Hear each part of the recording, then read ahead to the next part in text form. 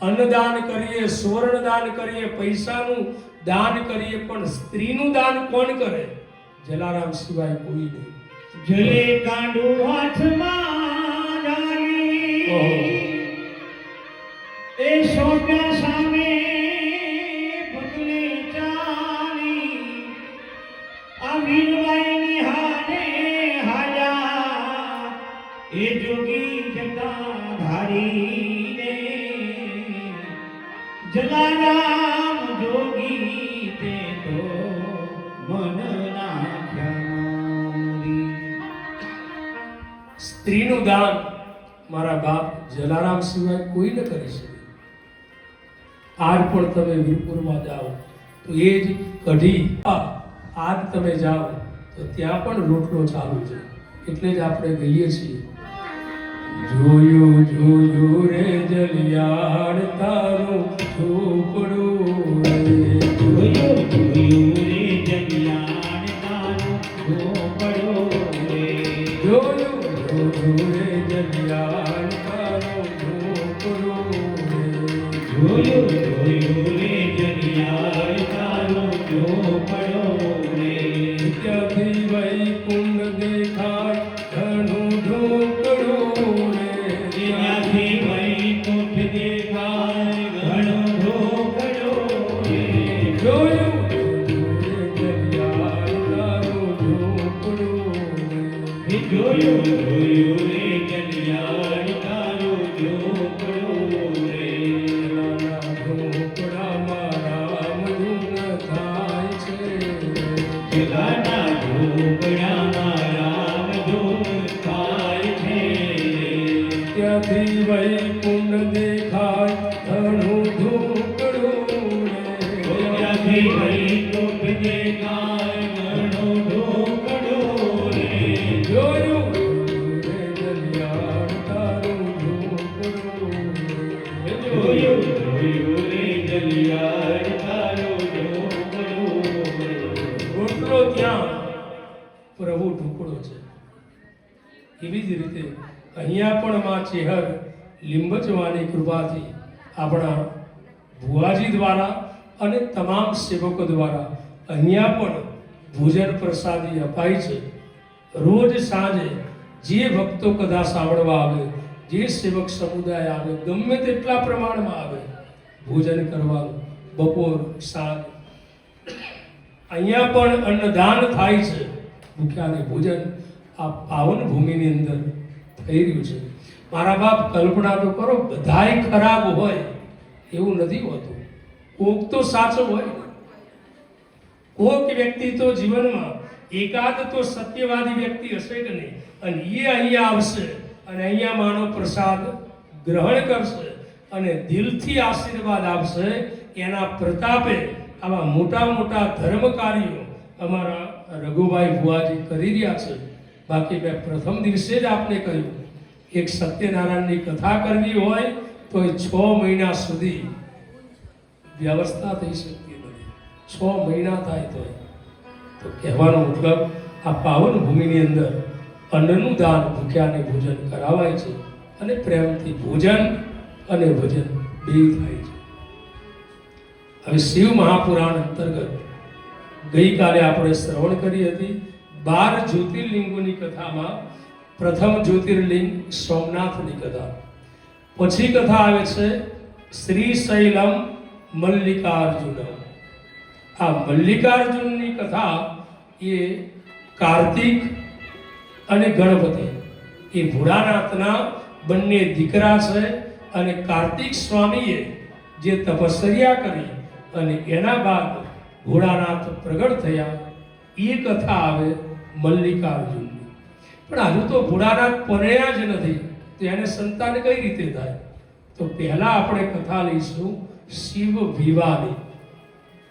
પહેલી કથા આપણી થશે શિવ વિવાહની. પછી આવતીકાલે સવારના સત્રમાં આપણી કથા છે. રોજ આપણે રાત્રે 8:30-9 વાગ્યાથી લઈ 11:30-12 વાગ્યા સુધી કથા વાંચીએ છીએ. પણ આવતીકાલે કથાની પૂર્ણાહુતિ છે. પ્રથમ દિવસે જેમ આપણે ઉઠીને મસ્તક ઉપર ધારણ કરી અને અહીંયા પાવન માના ચરણોમાં પધરાવી અને કથાનો મંગલ પ્રારંભ કર્યો હતો. એ જ પાવન કથાની આવતીકાલે પૂર્ણાહુતિ થશે. વળી પાછા પોથીજીના પૂજન કરી મસ્તક ઉપર પોથીને ધારણ કરી અને આપણે શોભાયાત્રાની અંદર જવાનું છે. પણ આ બધું રાત્રે શક્ય ન હોવાથી આ કથા આવતીકાલની પૂર્ણાહુતિની કથા આપણે સવારે 9 થી 12 રાખેલી છે. એટલે આવતીકાલે રાતની કથા નથી, આવતીકાલે પૂર્ણાહુતિ છે, કદાચ સમાપ્ત થાય પણ સવારના સત્રમાં કથા રાખેલી છે. એટલે આપ અવશ્ય નોંધ લેજો. ભુવાજીની ઈચ્છા છે કે આવતીકાલે ઘણા બધા સેવકો આવે, પૂર્ણાહુતિનો પાવન પ્રસંગ છે, રાત્રે કથા કરીએ. 12-1 વાગે કથાની પૂર્ણાહુતિ થાય, પ્રાસંગિક પ્રવચન થાય, સન્માન કરવામાં આવે, 12-12:30 વાગી જાય. પછી અહીંથી આપણે પોથીને લઈને જઈએ. 1-1:30 વાગે તો કોઈ બહાર ગામથી સેવક આવ્યા હોય એ પોતાના ઘરે કઈ રીતે પહોંચી જાય? આખી રાત બિચારાની બગડે. અને એના કરતાં આપણે સવારમાં કથા રાખીએ. જો એમનો સ્વાર્થ નથી હો, આ તમારી વાત છે, અમારો સ્વાર્થ નથી.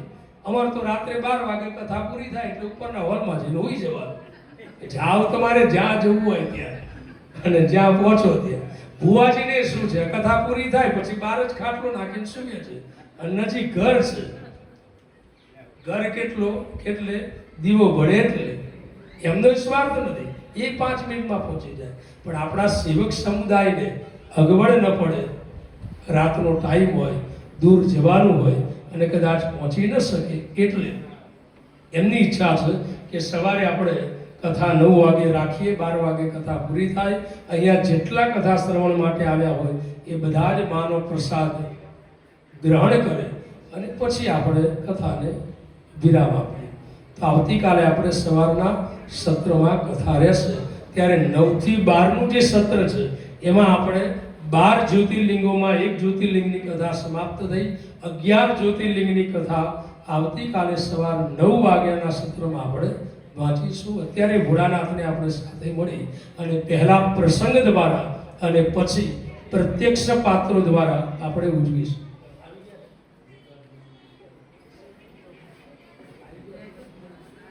અહીંયા ડ્રેસવાળા પણ આવી ગયા છે, માં ભવાની પણ તૈયાર થઈ રહ્યા છે, શંકરજી પણ તૈયાર થઈ રહ્યા છે અને અહીંયા આપણે શિવ તાંડવ પણ કરવામાં આવશે. તો કઈ રીતે સતી અને ભોળાનાથ પરણે છે એ કથાને આપણે લઈએ. જો ભોળાનાથના લગ્ન 2 વાર થયા આ શિવ પુરાણ ચરિત્ર દ્વારા. આમ તો ઘણી બધી વિવાહની પ્રક્રિયાઓ બતાવેલી છે ઘણા બધા પુરાણો દ્વારા, પણ આપણે શિવ પુરાણ લઈએ છીએ એટલે શિવ પુરાણમાં 2 લગ્ન ભોળાનાથના બતાવ્યા છે અને બંને લગ્ન એ સતી ભવાની સાથે થયા છે. સાંભળો, દક્ષ પ્રજાપતિ અને એમના પત્ની છે વીરણી. સંતાન હતું નહીં, બ્રહ્માજીના પુત્ર છે દક્ષ પ્રજાપતિએ. બ્રહ્માજીએ કહ્યું, બેટા તું ભવાનીનું તપ કર અને તારા ઘેર લક્ષ્મી આવશે, જગદંબા આવશે, તારા ઘેર દીકરી આવશે. તો દીકરી એ ઘરનું ઉજાસ છે, દીકરી એ ઘરનું અજવાળું છે. બેટા તારા ઘરની અંદર અજવાળું થશે. પિતાજીની વાત સાંભળી દક્ષ પ્રજાપતિએ ભવાનીની ઉગ્ર તપસ્યા કરી. માં ભવાની જગદંબા પ્રગટ થયા. કહ્યું, દક્ષ ઈચ્છામાં માગો, શું આપો? ત્યારે દક્ષ પ્રજાપતિએ કહ્યું, માં મારે બીજું કંઈ ન જોઈએ, મને સંતાન નથી, સંતાન આપો. પણ માં સાંભળો, મને સંતાનમાં દીકરી જોઈએ છે. એ વખતે દક્ષ પ્રજાપતિને દીકરો નહોતો, મારે જોઈએ છીએ દીકરી. અને માં દીકરી પણ એવી કે આપણા સમાન હોવી જોઈએ. ભવાનીએ કહ્યું, દક્ષ મારા જેવી તો ભૂતોનો ભવિષ્યથી થઈ નથી, થશે નહીં, પણ જાઓ તથાસ્તુ, હું જ તમારા ત્યાં દીકરી તરીકે જન્મ ધારણ કરીશ. પરિણામે દક્ષ પ્રજાપતિ અને વીરણીના દાંપત્ય જીવનમાં સાક્ષાત જગદંબા સતી તરીકે પ્રગટ થયા છે. એ સતી ભોળાનાથને પરણાવ્યા. ભોળાનાથ અને સતીના લગ્નનું બહુ જ વિસ્તારપૂર્વક વર્ણન આ શિવ મહાપુરાણમાં છે. ખૂબ ધામધૂમથી દેવતાઓ ભોળાનાથને લઈ દક્ષના મહેલ પરણવા માટે જાય છે. સતી અને ભોળાનાથના ખૂબ આનંદ કરતા કરતા લગ્ન સંપન્ન થયા. પરણી અને દક્ષ પ્રજાપતિના ઘરેથી ભોળાનાથ કૈલાસપતિ કૈલાસમાં આવ્યા. લગ્નનો પ્રથમ દિવસ સાંભળજો. આજે પહેલો દિવસ છે. ભોળાનાથ બેઠા છે, સામે સતી છે. દૂર ભોળાનાથ જોઈ રહ્યા હતા એટલે સતીએ પૂછ્યું, પ્રભુ આ તમે દૂર દ્રષ્ટિ કરો છો, આનો મતલબ તમે કોઈ તીર્થયાત્રા કરવા જવાનું ઈચ્છો છો? કે હા સતી દેવી, મારી ઈચ્છા છે કુંભજ ઋષિ પાસે જવું અને આપણે લગ્ન કર્યા છે. દાંપત્ય જીવનની શરૂઆત એ કુંભજ ઋષિ પાસે રામકથા સાંભળવાથી થાય. મારા ઈષ્ટદેવ રામ છે, હું રામની કથા સાંભળવા જઈ રહ્યો છું. સતી કહ્યું, એમાં શું, આપણે બે જઈએ. એટલે ભોળાનાથ અને સતી કુંભજ ઋષિના આશ્રમમાં આવ્યા. કુંભજ ઋષિનું મૂળ નામ અગસ્ત્ય ઋષિ છે. રામાયણ વાંચી હોય તો ખબર હશે કે એ રામાયણમાં અગસ્ત્ય ઋષિ આખો દરિયો પોતાની શક્તિ મુજબ પી ગયા હતા. તમે કલ્પના તો કરો, દરિયો આમ પી જાય એ કેવા શક્તિશાળી, કેટલા વિદ્વાન છે. અને જેનો જન્મ ગળામાંથી થયો, ગળાને સંસ્કૃતમાં કુંભ કહેવાય, કુંભમાંથી જેનો જન્મ થયો એનું નામ કુંભજ. પ્રસંગ સાંભળો. સતીને લઈને ભોળાનાથ આવ્યા એટલે જ્યાં કુંભજ ઋષિએ સતી અને ભોળાનાથને જોયા એટલે ઊભા થયા, નમસ્કાર કર્યા. જે કથા વાંચવાના છે એ વક્તા, જે કથા સાંભળવાના છે એ શંકર ભગવાન એને નમસ્કાર કરે છે. હકીકત શું હોય, જે કથા વાંચે એને શ્રોતાએ નમસ્કાર કરવાના હોય, પણ આ ઉલટું થયું.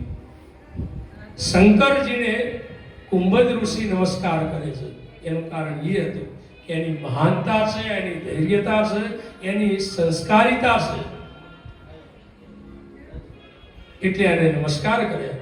પણ આ દ્રશ્ય સતીએ જોયું અને મનમાં શંકા થઈ કે ઓહો, મારા પતિને પગે લાગે, મારા પતિ કથા સાંભળવા આવ્યા છે, એને પગે લાગતો હોય આ ઋષિમાં હોય શું?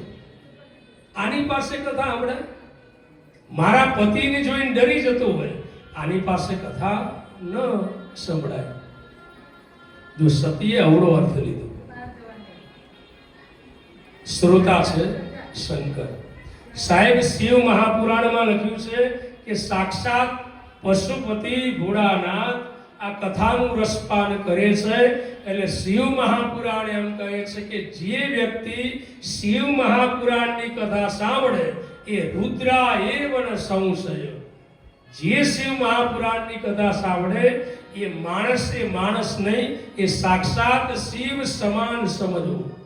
મારા બાપ આ કથા મને તમને સમજાવે છે કે તમે આટલા પ્રમાણમાં કથા સાંભળી રહ્યા છો તો તમે કોઈ માણસ નહીં, પણ તમે સાક્ષાત શિવ સમાન છો. કારણ કે કથાના પ્રધાન વક્તા એ ભોળાનાથ છે. કુંભજ ઋષિ પાસે કથા શ્રવણ કરવા ગયા, સંપૂર્ણ કથા સંભળાવી. જ્યાં હું ટૂંકમાં આપણે કથા કહું. રામાયણની પ્રસિદ્ધ કથા છે, આપ સૌએ સાંભળી હશે. કથા સાંભળી પરત આવ્યા. રસ્તામાં ત્રેતાયુગ ચાલુ હતો, રામનો કાળ ચાલુ હતો. રામની પરીક્ષા કરી. ભોળાનાથને ખબર પડી. ભોળાનાથે સતીનો ત્યાગ કર્યો. કૈલાસપતિ કૈલાસમાં આવ્યા. વર્ષો વીત્યા. સતીનો ત્યાગ થયો છે એમ સતીએ સમજી લીધું. ભોળાનાથ સમાધિમાં લીન બન્યા. હવે તો સતીથી બીજું કંઈ થાય એમ નહોતું. કેટલા વર્ષો વીત્યા. ભોળાનાથની સમાધિ ન છૂટી તો રામાયણમાં ચોપાઈ આવે છે કે વર્ષો બાદ ભોળાનાથ સમાધિમાંથી જાગૃત થયા. ત્યારે બીતે સંવંત સહસ્ત્ર શતાસી યજી સમાધિ જાગે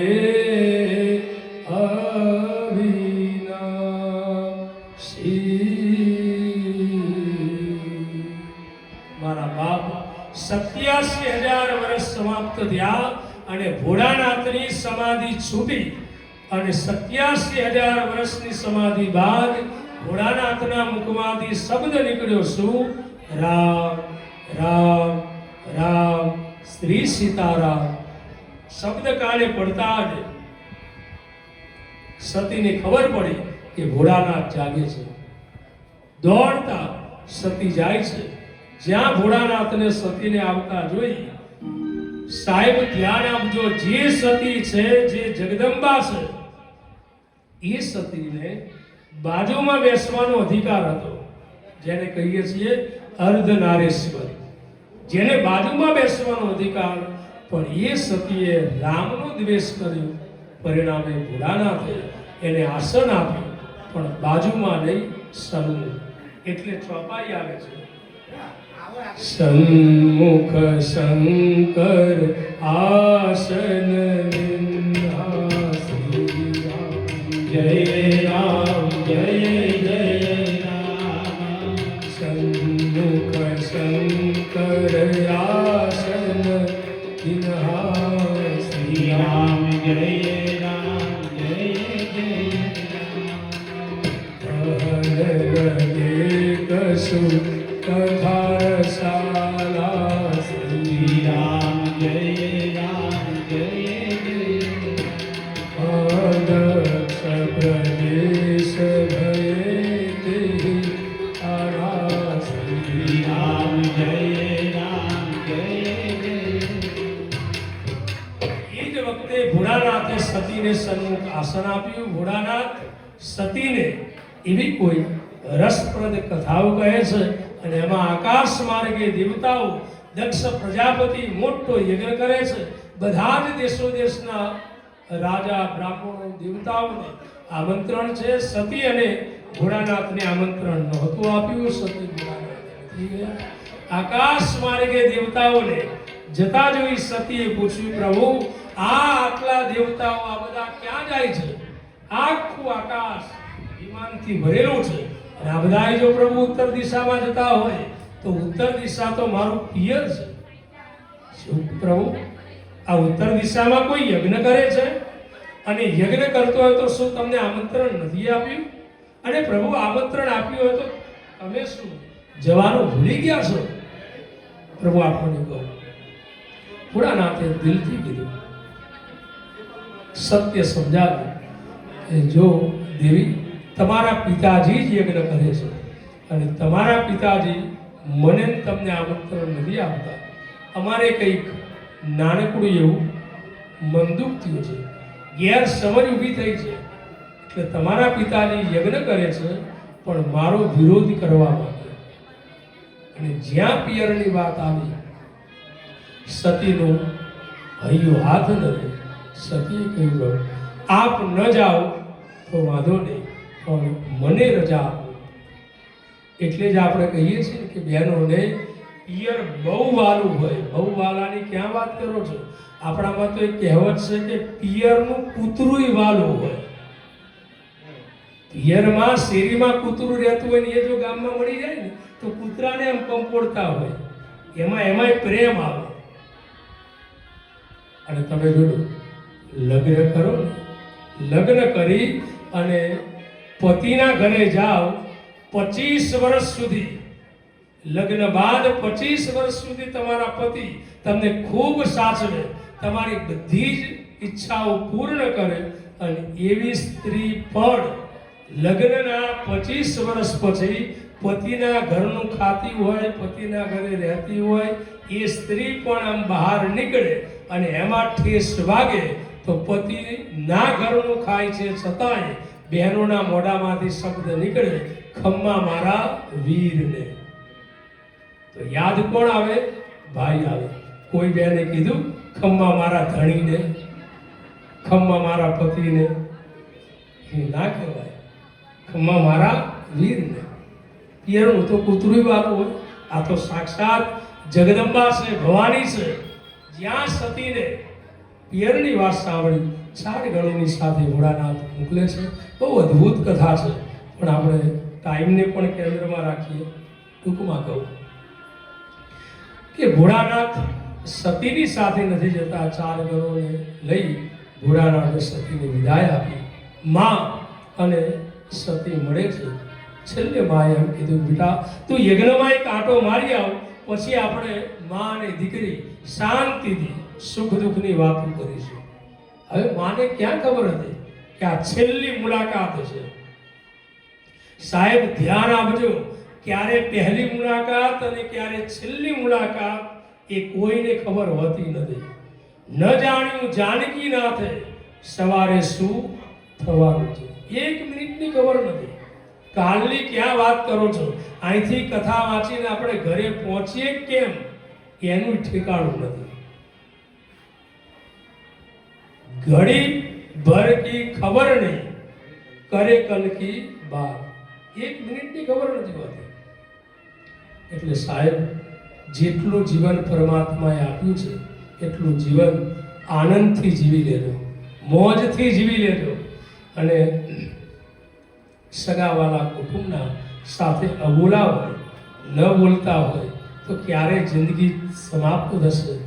આ એક ફુગ્ગા જેવું છે, અથવા તો પાણીના પરપોટા જેવું છે, અથવા તો દીપક જેવું છે. ક્યારે બુઝાઈ જાય, ક્યારે ફૂટી જાય, એનું કંઈ નક્કી નથી.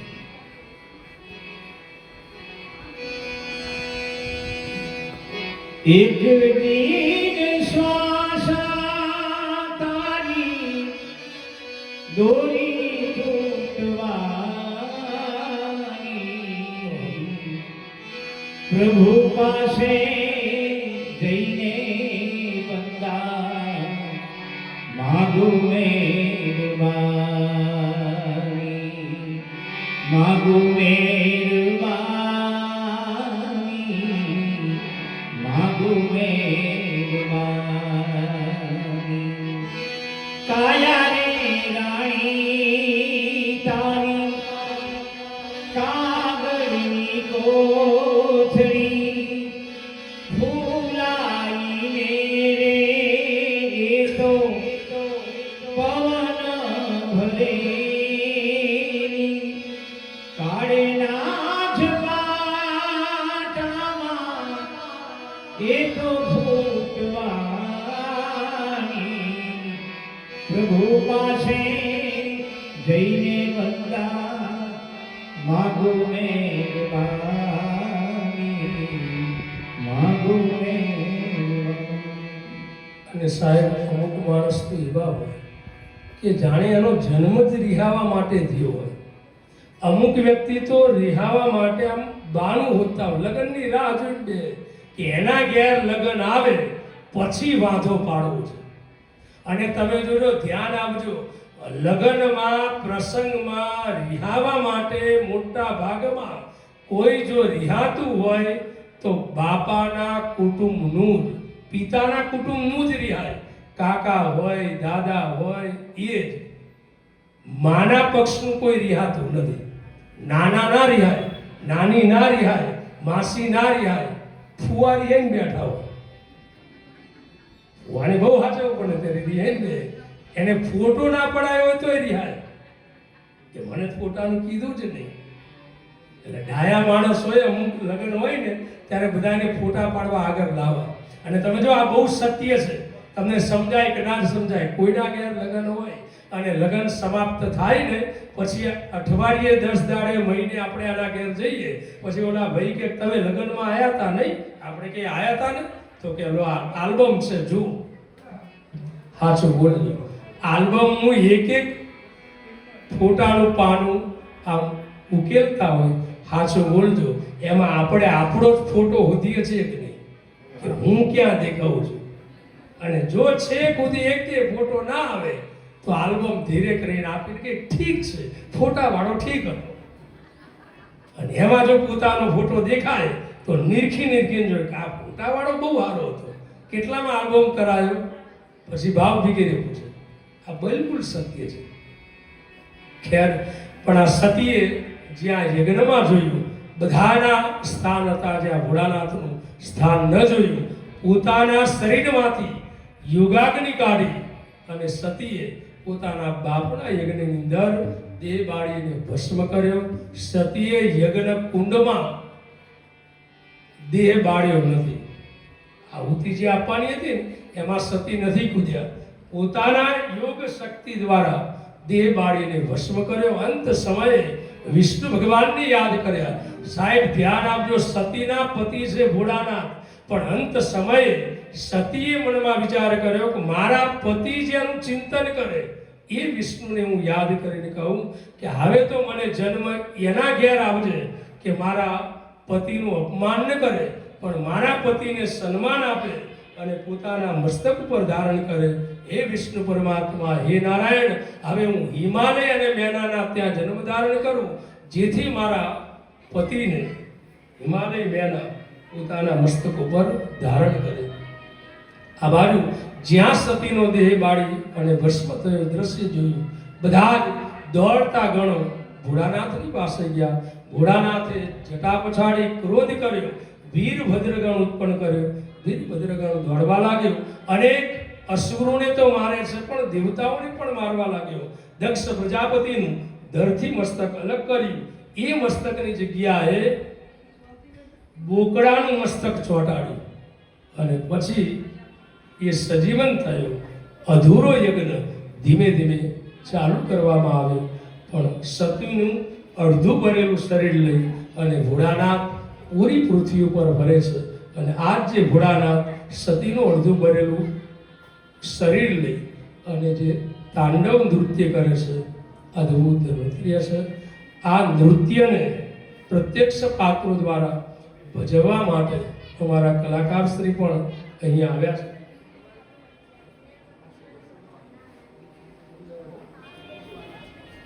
આશુતોષભાઈ ઉનવાલ અમારા ગાંધીનગરથી પધાર્યા છે કે અહીંયા સતીના વિરહની અંદર જે ભોળાનાથ નૃત્ય કરે છે એવું સુંદર મજાનું નૃત્ય આપણે સાથે બેસી, આપ જ્યાં બેઠા છો ત્યાં બેસીને આપણે નિહાળીએ છીએ.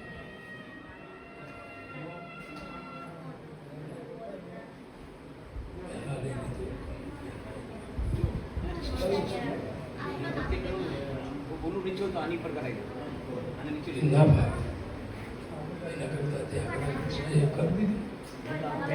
પાઠ ફાવે જ નહીં ને, પણ પાઠ ઉપર ના ફાવે એના કરતા નીચેનું બરાબર છે. તાળીઓથી આપણે ભાઈ ભોળાનાથ દાદાએ જેવું સુંદર મજાનું તાંડવ નૃત્ય કર્યું હતું સતીના વિરહની અંદર. નૃત્ય ઘણા બધા છે અને ઘણા બધા નૃત્યનો જન્મ કોઈને કોઈ કારણસર થતો હોય છે. કોઈ પ્રેમમાં, કોઈ વિરહમાં, કોઈ ક્રોધમાં, કોઈ શોકમાં કે કોઈ આનંદમાં. આ ભોળાનાથ સતીના વિરહની અંદર અડધું બનેલું શરીર એ પોતાના હાથમાં લઈ પૂરી પૃથ્વી ઉપર ભોળાનાથ ફરે છે. જ્યાં જ્યાં સતીના ટુકડા પડ્યા અંગના, ત્યાં ત્યાં શક્તિપીઠોની સ્થાપના થઈ અને પછી ભોળાનાથ વળી પાછા સતીના વિરહની અંદર સમાધિમાં લીન બન્યા. બોલો દક્ષેશ્વર મહાદેવ કી જય.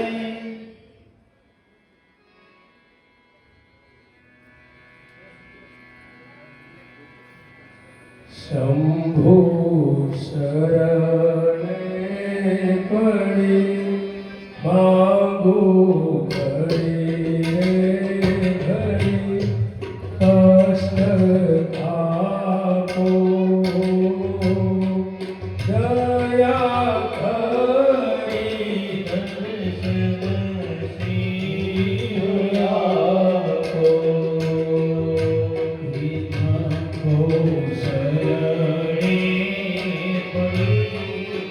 માગો ભૂલી ગઈ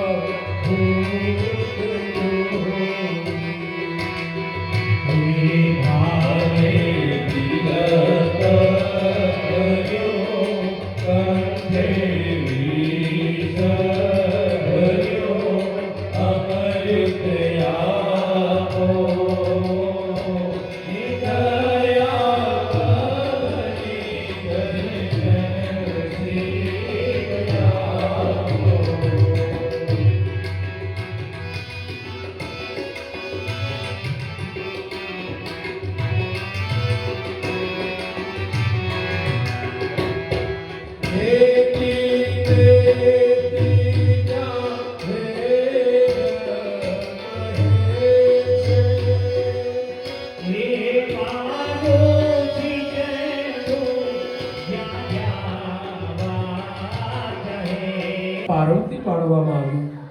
બીજા જન્મમાં પણ નારદજીને ગુરુ બનાવી અને કઈ રીતે ભોળાનાથ પતિ તરીકે મળે એના માટે વડી પાસે ભોળાનાથની તપશ્ચર્યા કરી.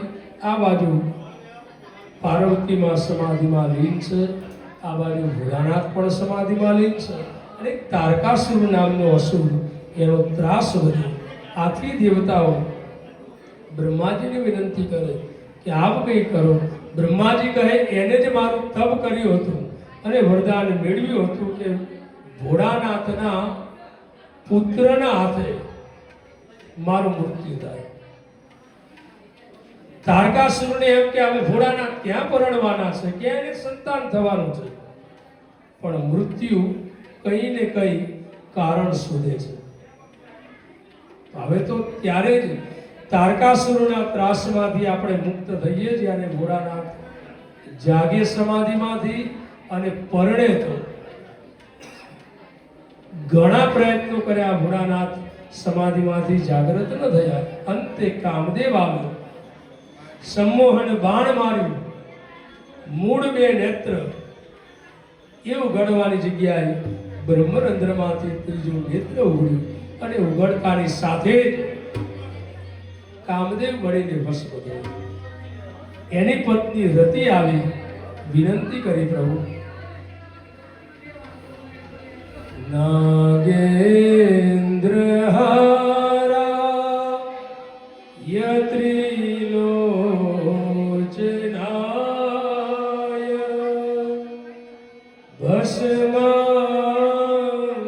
ભસ્માંગરાગાય મહેશ્વરાય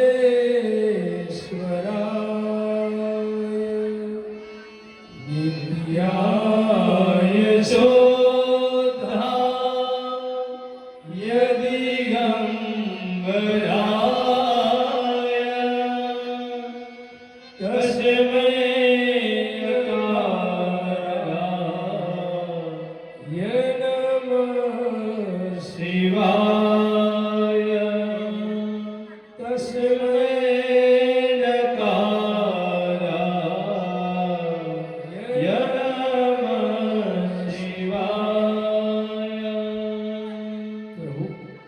મારા પતિ કામદેવનું કોઈ વાંક નહોતો. આ તો તમે જાગો, લગ્ન કરો અને તારકાસુર મરે એટલે બ્રહ્માજી દ્વારા કહેવામાં આવેલું આપ મારા પતિને સજીવન કરો. કહ્યું કૃષ્ણ અવતારમાં કૃષ્ણનો દીકરો પ્રદ્યુમ્ન એ તને કામદેવ તરીકે પરત મળશે. રતિ ચાલવા લાગ્યા. દેવતાઓએ સ્તુતિ કરી, પ્રભુ આપ લગ્ન કરો, આપની જે ભવાની સતી જગદંબા યોગ માયા આપ જે કહો તે, પાર્વતી કહો, ઉમા કહો. હિમાલય બહેનાના ત્યાં દીકરી તરીકે જન્મ ધારણ કર્યા છે, આપ એની સાથે લગ્ન કરો. સપ્ત ઋષિ બધા ગયા, પરીક્ષા કરી, ભવાની એમાંથી પાસ થયા અને તપ પૂર્ણ કરી અને પાર્વતીમાં ઘરે આવ્યા. હિમાલય બહેનાને આનંદ થયો કે જેના માટે મારી દીકરીએ તપ કરી હતું એ તપ આજ પૂર્ણ થાય છે અને હવે મારા દીકરીના ભોળાનાથ સાથે લગ્ન થશે. નારદજી દ્વારા સુંદર મજાની પત્રિકા બધી તૈયાર કરવામાં આવી. ગર્ગાચાર્ય એને સારા મુહૂર્ત જોઈએ લગ્ન માટેની પત્રિકા તૈયાર કરી. આ બાજુ ભોળાનાથ લગ્ન માટે તૈયાર થાય છે. લગ્નની પત્રિકા વાંચી 15 દિવસ પછી પરણવાનું શુભ મુહૂર્ત હતું. આ બાજુ તમામ દેવતાઓ પોતાની રીતે બધી તૈયારીમાં લાગ્યા છે. ઇન્દ્રદેવ પોતાના ઐરાવત હાથીને સ્નાન કરાવે છે. આ બાજુ યમ મહારાજ પોતાના વાહન પાડો કાળો છે અને ઘસી ઘસી નવડાવે છે. તમે જો આપણે કોઈના ઘરે લગ્નમાં જવાનું હોય તો પહેલા સાધનની વ્યવસ્થા કરીએ છીએ કે શેમાં બેસીને જઈશું, અને જે ગાડી લઈને જવાનું હોય એને આપણે આગલી રાત્રે ગાડી ધોવડાવીએ છીએ. દેવતાઓ એવું કર્યું. એમના તો વાહનો આ જ હતા ને, એ વખતે કંઈ મર્સિડીઝ થોડી હતી કે ઓડી, BMW, BMW લઈને જાય. આ બધા વાહનો. પણ સાહેબ દેવો તમે સ્વાર્થી જુઓ. મારા વાલા પોતે તૈયાર થયા, જેના ઉપર બેસીને જવાનું છે, ગરુડ, પાડો, ઐરાવતાથી આ બધું તૈયાર કરી, પણ ભોળાનાથની સામે કોઈ જોતું નહોતું. ભોળાનાથના સામે નહીં, ભોળાનાથને પૂછવાય કોઈ ગયું નહોતું. આમ કરતા કરતા કરતા કરતા તો આજ મંડપ મુહૂર્તનો દિવસ હતો. સવાર પડી, મંડપ મુહૂર્તનો દિવસ છે, પણ મારા વાલા કોઈ દેવતાઓ ના આવે. તો ભોળાનાથના ગણ કોણ? શ્રીંગી, ભૃંગી અને ભૂત પ્રેત. ભૂતડાઓએ કીધું કે આ દેવો સ્વાર્થી છે, પણ આપણા તો મહાદેવ, એ દેવોના દેવ, આપણા તો નાથ છે, અને કહેવાય ભૂતનાથ. આપણો નાથ છે, આપણા બાપ છે, ને એના લગ્નમાં આપણે જવાનું છે. ભલે ને દેવતાઓ તૈયાર કરવાના આવે, આપણે ભોળાનાથને શણગારીએ. હવે તમે વિચાર કરો, ભૂતડાઓ બ્યુટી પાર્લર ખોલે, એ બ્યુટી પાર્લર કેવું હોય? ભૂતડાઓ તૈયાર કરતા. હવે આને કઈ રીતે તૈયાર કરતા ભાવે? એક ભૂતડું દોડતા ગયું, ભોળાનાથને વિનંતી કરી, પ્રભુ આપણે ક્રોધ આવ્યો છે, જટા વિખરાઈ ગઈ છે, લાવો એને વાળી મુગટ તૈયાર કરો. એટલે એક ભૂતડાએ ભોળાનાથની જટાનો મુગટ કર્યો. એક ભૂત જંગલમાં ગયું, જેટલા નાના મોટા બધા સર્પો હતા એ સર્પોનો ઢગલો ભોળાનાથની પાસે કર્યો. 2-4 મુગટ બનાવ્યો હતો, એમાં 2-4 હાથના ભાગમાં, કુડીના ભાગમાં, કાંડાના ભાગમાં, કેડના ભાગમાં ભોળાનાથને તૈયાર કર્યો. એક ભૂતડું કહે, ભાઈ ભોળાનાથ પરણવા જાય એટલે કાનમાં કુંડળ જોઈએ. એક ભૂત કે હું તૈયાર કરું એમાં છું. નાનો સર્પ હતો, એને બૂમ પાડીને કીધું કે આમાં. એ સર્પ ડૂલતો ડૂલતો આવ્યો, બિલકુલ પાતળો સર્પ ભોળાનાથના કાનમાં લગાવી. તમે જોજો, હતા ભૂતડાઓ, પણ મેચિંગનું બહુ ધ્યાન રાખતા હતા. આ કાનમાં કાળો હાફ હોય, આ કાનમાં કાળો જ હાફ હોય, કાબર ચિત્રો ના હોય. બધું 2 સર્પો જે આમ કુંડળ તરીકે લગાવ્યા. એક ભૂતડું કે આમાં આવા કુંડળ ના હોય, કે કેમ કે નીચે કંઈક લટકણ હોવું જોઈએ. એ કે એમાં શું, હું લટકણ તૈયાર કરું. 2 વીછી જતા હતા, એને પકડી અને વીછીને લગાવી દીધા. જો આ ભોળાનાથ તૈયાર થાય છે. એક ભૂતડું કે આ રીતે શણગાર ના હોય, ભોળાનાથને બ્યુટી પાર્લરમાં ના મોકલો તો વાંધો નહીં, પણ કંઈક એમને પાવડર જેવું લગાવવું પડે. કંઈક સ્ક્રબ જેવું લગાવો, કંઈક પાવડર જેવું લગાવો, કાંક ફેશિયલ જેવું કંઈક કરો. એક ભૂતડું કે એમાં શું, ગયો સ્મશાનમાં, તાજું મરેલું કોઈ મળતું હશે, એની ભસ્મ લઈ ભોળાનાથને લગાવે છે. સ્મશાને સ્વા ક્રીડા ચિતા ભસ્માન લેવો. ભોળાનાથની ભસ્મ લગાવી. ગણોએ હાથ જોડીને કહ્યું, આપણી વચ્ચે તમે આ દિગંબર અવસ્થામાં રહો એનો વાંધો નહીં, પણ આજ તમારા લગ્ન થવાના છે, આજ તમારે પરણવાનું છે, એટલે પ્રભુ કંઈક કપડું પહેરો. ભોળાનાથ કે આપણે ક્યાં કપડાની વ્યવસ્થા છે? કૈલાસમાં અહીંયા કંઈ છે જ નહીં કપડું. ગણો કે પ્રભુ આપ ઊભા થાવ, તમે જે વ્યાગાંબર પાથર્યું છે એ વ્યાગાંબરને અમે કપડું બનાવી દઈએ. જો ભોળાનાથનું આસન કયું? વ્યાગાંબર. વાઘનું ચામડું છે. આ વાઘ કયો ખબર છે? ભાગવતની કથા જેને સાંભળી હોય એને ખબર હશે. નરસિંહ જન્મ થયો હતો ભગવાન. હિરણ્યકશ્યપુને મારવા માટે ભગવાન નરસિંહ બન્યા ને, એ કથા અને આ કથા 2 જોઈન્ટ છે. પણ એ કથા કહેવાનો આપણી પાસે ટાઈમ નથી. પણ તમે એટલું સમજો કે વ્યાગાંબર ભગવાન ધારણ કરે છે, વ્યાઘનું ચામડું, એના ઉપર ભગવાન ભોળાનાથ બેઠા હતા. ભોળાનાથ ઉભા થયા એટલે ગળોએ ચામડું લીધું અને ભોળાનાથને આમ લપેટ્યું, અને જેવો હાથ છોડ્યો એવું ઓલું નીચે હરકી ગયું. ચામડું તો કડક હોય ને. વળી પાછું વાઘના ચામડાને ઊંચું કરે, હાથ મૂકે, વળી જતું રહે. ગણો કે એમ ચામડું નહીં. વ્યાગાંબર પહેરાવવા માટે, હવે એ જમાનામાં કંઈ બક્કલ તો હતા નહીં, પટ્ટા હતા નહીં, ચેન હતા નહીં, અથવા તો બટન પણ હતા નહીં. એટલે એને ફિટ રાખવા માટે એક પાતળો સર્પ જતો હતો. ગણોએ ઉપાડી કે સર્પ આમાં ઓલો સાપ પાછો ડોલતો ડોલતો આવ્યો ઘરો એ શું છે? સર્પણે પકડી ભોળાનાથની કેળે લગાવી દીધો. સર્પની આમ ગાંઠ લગાવી અને બધા જ ગણો સર્પને નાગને વિનંતી કરી કે ભાઈ સાહેબ, ઇજ્જત તારા હાથમાં છે. અમે નાચીએ કૂદીએ આનંદ કરીએ પણ તારે હલવાનું નહીં. જો તું નાચીશ તો આ કપડું સીધે નીચે અને ઇજ્જત જશે ભાઈ સાહેબ. અરે સર્પ કે ના નાચું, મારા હાથમાં ઇજ્જત છે.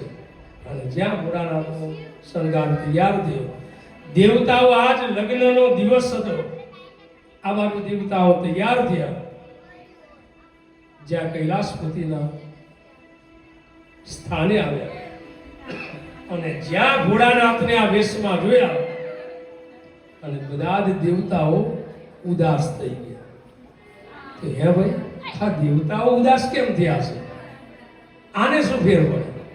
પણ આને ફેર એટલો પડતો હતો કે તમે જો, આ બહુ સર્વસામાન્ય વાત છે કે લગ્નમાં આપણે જઈએ ને એટલે આપણે એવા તૈયાર થઈએ, એવા તૈયાર થઈએ, એવી તૈયારીમાં જઈએ, એવો વિચાર કરીએ કે બધાએ મને જોવા જોઈએ, મારી એન્ટ્રી પડવી જોઈએ અને લગ્નમાં આપણો વટ પડવો જોઈએ, બધા મને જોવા જોઈએ.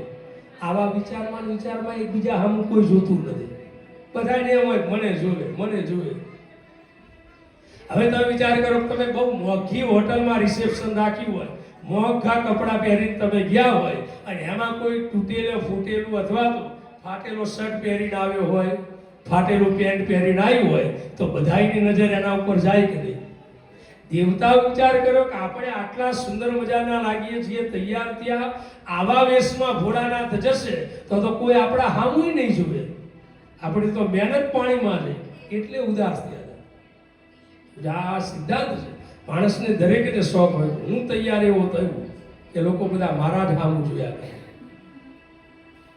અને એમાં બહેનો, પુરુષો કરતા બહેનોને તૈયાર થવામાં થોડી વાર લાગે કે નહીં? એક બહેનના ગળામાં કિંમતી સોનાનો હાર, એક બહેને સુંદર મજાનો ગળામાં કિંમતી સોનાનો હાર પહેર્યો હતો. અને એમાં એક બીજી બેને પૂછ્યું, ઓહો, તારા ગળામાં આવો સુંદર મજાનો સોનાનો કિંમતી હાર કેટલાનો ખરીદ્યો, કેટલા રૂપિયાનો લીધો? બોલું કે કેટલામાં આવ્યો એ ખબર નથી, પણ કઈ રીતે પડ્યો એ ખબર છે. એ કઈ રીતે? કે આ હાર મારા ગળામાં આવ્યો એ પડ્યો એ રીતે કે એક દિવસનો ઉપવાસ, 2 દિવસના ઝઘડા અને 3 દિવસના અબોલામાં સોનાનો હાર આવી ગયો. બહુ સત્ય વસ્તુ છે. બહેનો જેટલા સમજદારી વાળી વ્યક્તિ હોય એટલા પુરુષો હોતા નથી. સાંભળજો, આ આપણી ખોટી ગેરમાન્યતા છે પુરુષો. ઘણા ભાઈઓ નથી કહેતા ભાઈ બૈરાની બુદ્ધિ પગની પાનીએ. એટલે આ પગની પાનીએ નથી, આ બહેનો પાસે પૈસા હોય અને બુદ્ધિએ હોય, પણ જ્યાં સુધી પતિની વપરાતી હોય ને ત્યાં સુધી પોતાની ના વાપરે. આ બહુ હોશિયાર હોય. એના પાકીટમાં પાકીટ ભરીને પૈસા પડ્યા હોય, પણ જો તમે શાકભાજીની લારીએ જાઓ તો તમને કે આ શાકવાળાને 20 રૂપિયા આપો. શું એના પાકીટમાં નથી? ના કાઢે. અને બહેનોની બુદ્ધિ, મારા બાપ, આપણી તો બુદ્ધિ ના પહોંચે એટલું એ વિચારે. 200 રૂપિયાની હાડી લાવે બહેનો, 200 રૂપિયાની હાડી લાવે, 2 વર્ષ સુધી થાકે ત્યાં સુધી, કલર ગમતો બંધ થાય ને ત્યાં સુધી પોતે પહેરે. પછી 2 વર્ષ પછી નાખી દે એમ માનો છો? નહીં. 2 વર્ષમાં 200 રૂપિયાની હાડી વસૂલ કરે અને 2 વર્ષ સુધી પોતે પહેરે. 2 વર્ષ પછી એ હાડી આપણને ઉડાડે, ગોદડાની ખોર કરી. એ વાસી અન્નમ નાખી ના દે, એની પાછી ગોદડાની ખોર કરવાની અને એ પાછી આપણે ઓઢવાની, આપણે પ્રેમથી ઓઢીએ છીએ. એટલે આ લોકોની હાડીનું તો ગોદડાનું કવરે થાય, ખોરે થાય, આપણા પેન્શનના તો મહોતાય થતા નથી. ના થાય મહોતા. જો આવે બહેનો તાલી પાડે, એવા સાચી છે. કહેવાનો મતલબ બહેનો પાસે જે બુદ્ધિ હોય, પૈસાની બુદ્ધિ બે હોય. હવે તો આખો જમાનો બદલાનો, આખો સમય બદલાઈ ગયો. પહેલાનો સમય જુદો હતો. લગ્ન કરવા જઈએ ને ત્યારે જોવામાં નહોતું આવતું. પહેલાં કંઈ જોતા નહીં, બસ જે હોય તે. હવે તો આખો સમય બદલાઈ ગયો. હવે તો જોવાનો રિવાજ આવ્યો. એક દીકરો દીકરીને જોવા ગયો અને પછી પૂછ્યું કે તને મોબાઈલ ચલાવતા આવડે છે? ઓલી કે આવડે જ ને, મારી પાસે મોબાઈલ છે. તો કે તને વોટ્સઅપ ચલાવતા આવડે છે? ઓલી કે હા, વોટ્સઅપ ચલાવતા આવડે છે. તો ઓલો કે તને ફેસબુક ચલાવતા આવડે છે? ઓલી કે ફેસબુક મને ચલાવતા નથી આવડતું, પણ તમે ચલાવજો, હું પાછળ બેસી જઈશ. એના મનમાં કે ફેસબુક રૂપી કંઈક ગાડી આવતી છે. એ ખુદ જોવાનો રિવાજ હતો, સારું પણ છે. એક દીકરો દીકરીને જોવા ગયો અને એમાં થોડોક તોતડો, વધારે તો નહીં, થોડી જીભ જલાય, અને એમાં બેઠો હતો અને એમાં ઓલી દીકરી ચા લઈને આવી અને એમાં બરાબર ચા એને રકાબીમાં મૂકી અને ઓલાએ બરાબર આમ ચા પીધી. સિસકારા વાગી ગયા, ગરમ ગરમ ચા પીધી, જીભ બળવા લાગી. એની માએ કુણી મારી કે શું થયું? અને થોડોક જીભ જલાય એટલે બોલ્યો કે મમ્મી દલમ દલમ લાગે છે, દલમ દલમ લાગે છે. આ તો દીકરી બોલી ફૂત માર, ફૂત માર. ત્યાં તો દીકરીની માં બોલી જેવું જોઈતું તું એવું જલી જ લો. ત્યાં તો દીકરાનો બાપ બોલ્યો ઢોલ વગાલો, ઢોલ વગાલો. બધાએ કહેવાનો મતલબ ઈશ્વરના ઘેર દેર છે, અંધેર નથી. આ પેર તમે જો ઘણી જગ્યાએ પતિ પત્નીનું જોયું હશે, આપણને એમ થાય કે આના ઘરે આવું જ બૈરું શોભે, આ હોય તો જ ચાલે, આના ઘરે બીજું ના શોભે. આપણે એવું થાય મનમાં. બધું ભગવાન ફિટ કરી નાખે. જોઈએ પછી ખબર પડે કે આના ઘેર આ જ યોગ્ય છે, આના ઘેર આ જ ચાલે, આના ઘેર એ જ હોય. અને તમે જોજો 80%, 80 નહીં હોય 100%, હોય 100% બહેનો એને એવી બોલતા આપણે સાંભળીએ છીએ. એક વાત તો સાંભળી જ હોય, બહેનો ભેગી થાય પછી અંદરો અંદર વાતચીત કરે કે બધું બરાબર છે, આ તો હું આ તમારા ભાઈના ઘરે આવીને પછી એમનું સારું થયું, હું આવી પછી આનું ચાલુ થયું. અરે ત્યાં સુધી અત્યાર સુધી શું આ ભીખ માગતો હતો? આ ત્યાં તો ખર્ચા વધારે આજે બાપડાના, અને આને બધું વધી ગયું. તમે આયા પછી સહિયારા જોવા જવું પડે, એટલે ના જાતા આવે ક્યારે પણ આ લગ્ન બહુ મોડું થાય. તો ટૂંકમાં અનેક લગ્નના પ્રસંગો છે, બહુ આનંદ આવે એવા પ્રસંગો છે. દરેક વસ્તુ આવે. તમે જો લગ્નમાં રીત રિવાજ કેવા છે એ બધા આપણે ભૂલતા ગયા. શા માટે? ઘોડા ઉપર વરરાજાને બેસાડવામાં આવે છે, સાહેબ પીઠી છોડવાનું કારણ શું? હળદર ચોપડવામાં આવે ને, ભોળાનાથને તો ભસ્મ લગાવી, આપણે પરણવું હોય તો ભસ્મ લગાવવું જોઈએ, પણ પીઠી છોડવાનું કારણ શું? બીજું કારણ હોય કે ના હોય, જીવ હોય રામ જાણે, પણ આપણે પીઠી એટલે છોડતા આવીશું કે એક તો વરરાજાનો કલર કાળો હોય, આમ પીઠી છોડીએ તો વાપરો થોડો ઉજળો થાય. અને આના હાથમાં તલવાર આપવાની છે. આના બાપ દાદાએ કોઈ દિવસ તલવાર હાથમાં લીધી નથી, અને આજ આના હાથમાં તલવાર આવવાની છે તો ક્યાંક વગાડી બેસે તો બાપડાને રિએક્શન ના આવે, એટલે પહેલેથી હળદર ચોપડી હોય તો વાંધો નહીં, એ કંઈક તો ભાવતો હશે. પણ ઘોડાના હાથમાં ત્રિશૂળ હતું. આ બાજુ જીવ પરણવા જાય ત્યારે તલવાર હાથમાં લે, જીવ પરણવા જાય ત્યારે ઘોડા ઉપર બેસે, ભોળાનાથ પરણવા ગયા ત્યારે નંદી ઉપર બેઠા. અને શિવ પુરાણ વાંચજો, નંદી ઉપર ભોળાનાથ બેઠા ને તો અવળા બેઠા છે. મોઢું નંદીનું હતું ત્યાં પીઠ કરી, અને પૂંછડું હતું ત્યાં મોઢું કર્યું. ગણો કે પ્રભુ આ કઈ રીતે બેસવાનું? આ રીતે બેસાય? સીધા બેસી જાવ. ભોળાનાથ કે બધી મને ખબર પડે છે. જો આ લગ્ન કોના થાય છે? કે તમારા. મારી ઈચ્છા છે, મારે જેમ બેસવું હોય એમ, નહીંતર તમે જાઓ, આપણે પરણવું નથી. અરે ઘણો કે પણ આ આપણે કૈલાસમાં હોઈએ ત્યાં સુધી બરાબર, પણ આમ સીધા બેસો તમને શું માનો છે? ભોળાનાથ કે હું જાણી જોઈને અવળો બેઠો છું એનું કારણ કે જો હું સીધો બેસું તો તો હું આગળ ચાલું, તમે મારી પાછળ ગીત મંગળ ગાતા ગાતા આવતા હોય.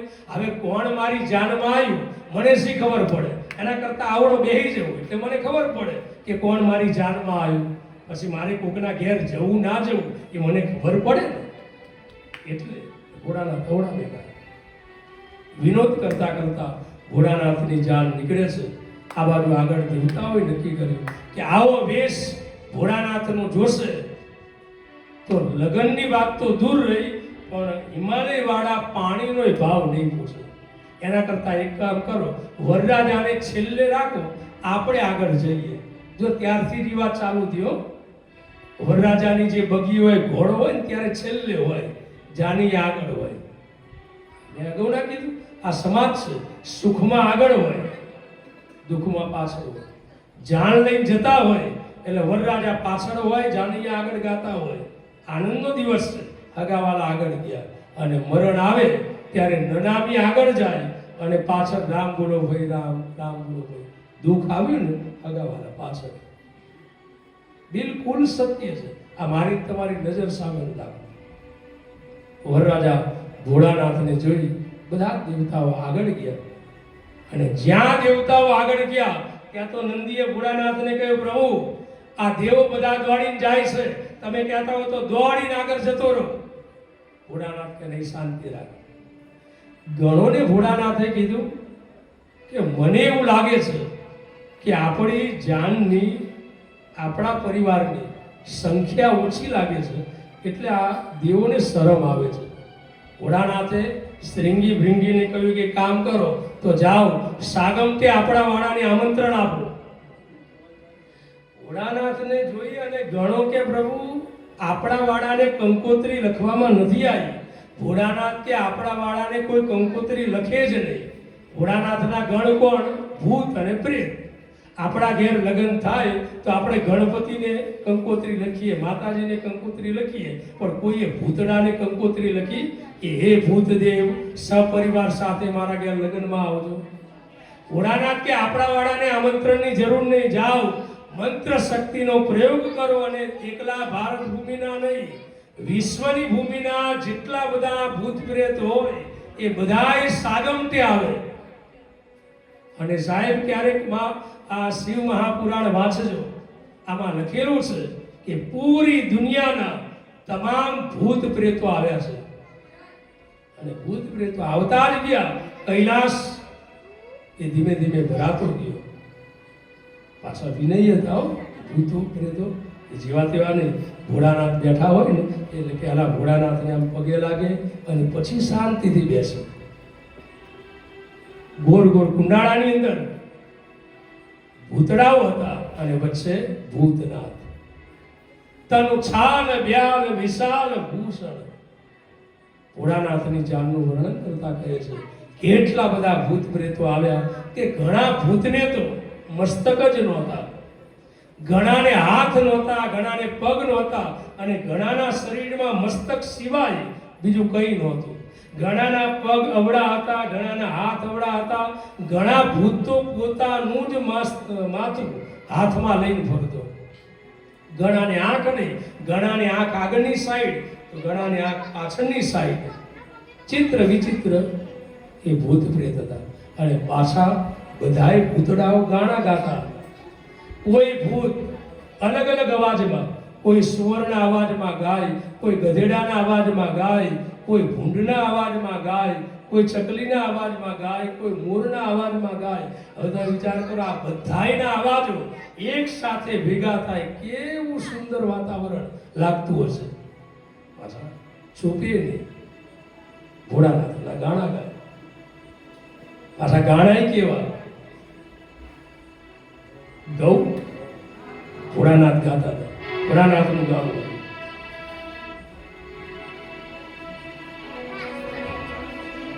ઊંચા ઊંચા બંગલા ચડાવો, ઉપર કાચની બારીઓ મેલાવો, હે વીરો મારો ઝગમગ ઝગમગ થાય, હે વીરો મારો ઝગમગ ઝગમગ. મારા બાપ કલ્પના કરો, એ ભૂતડાઓ ગાય ચલાવો ભોળાનાથના લગ્ન કાર્ય. આપણે તો માણસ ગવાય કે ના ગવાય? ઊંચા ઊંચા બંગલા ચડાવો, ઉપર કાચની બારીઓ બેલાવો, કે વીરો મારો ઝગમગ ઝગમગ થાય. કે વીરો મારો ઝગમગ ઝગમગ થાય. સાહેબ આગળ દેવતાઓ છે, પાછળ ઘોડાના જાન લઈને આવે છે. સુંદર મજાનું વાતાવરણ છે. આ બાજુ હિમાલય બેના બધી જ તૈયારી કરી બેઠા હતા. તમે જો પહેલાના સમયમાં જાન આવવાની હોય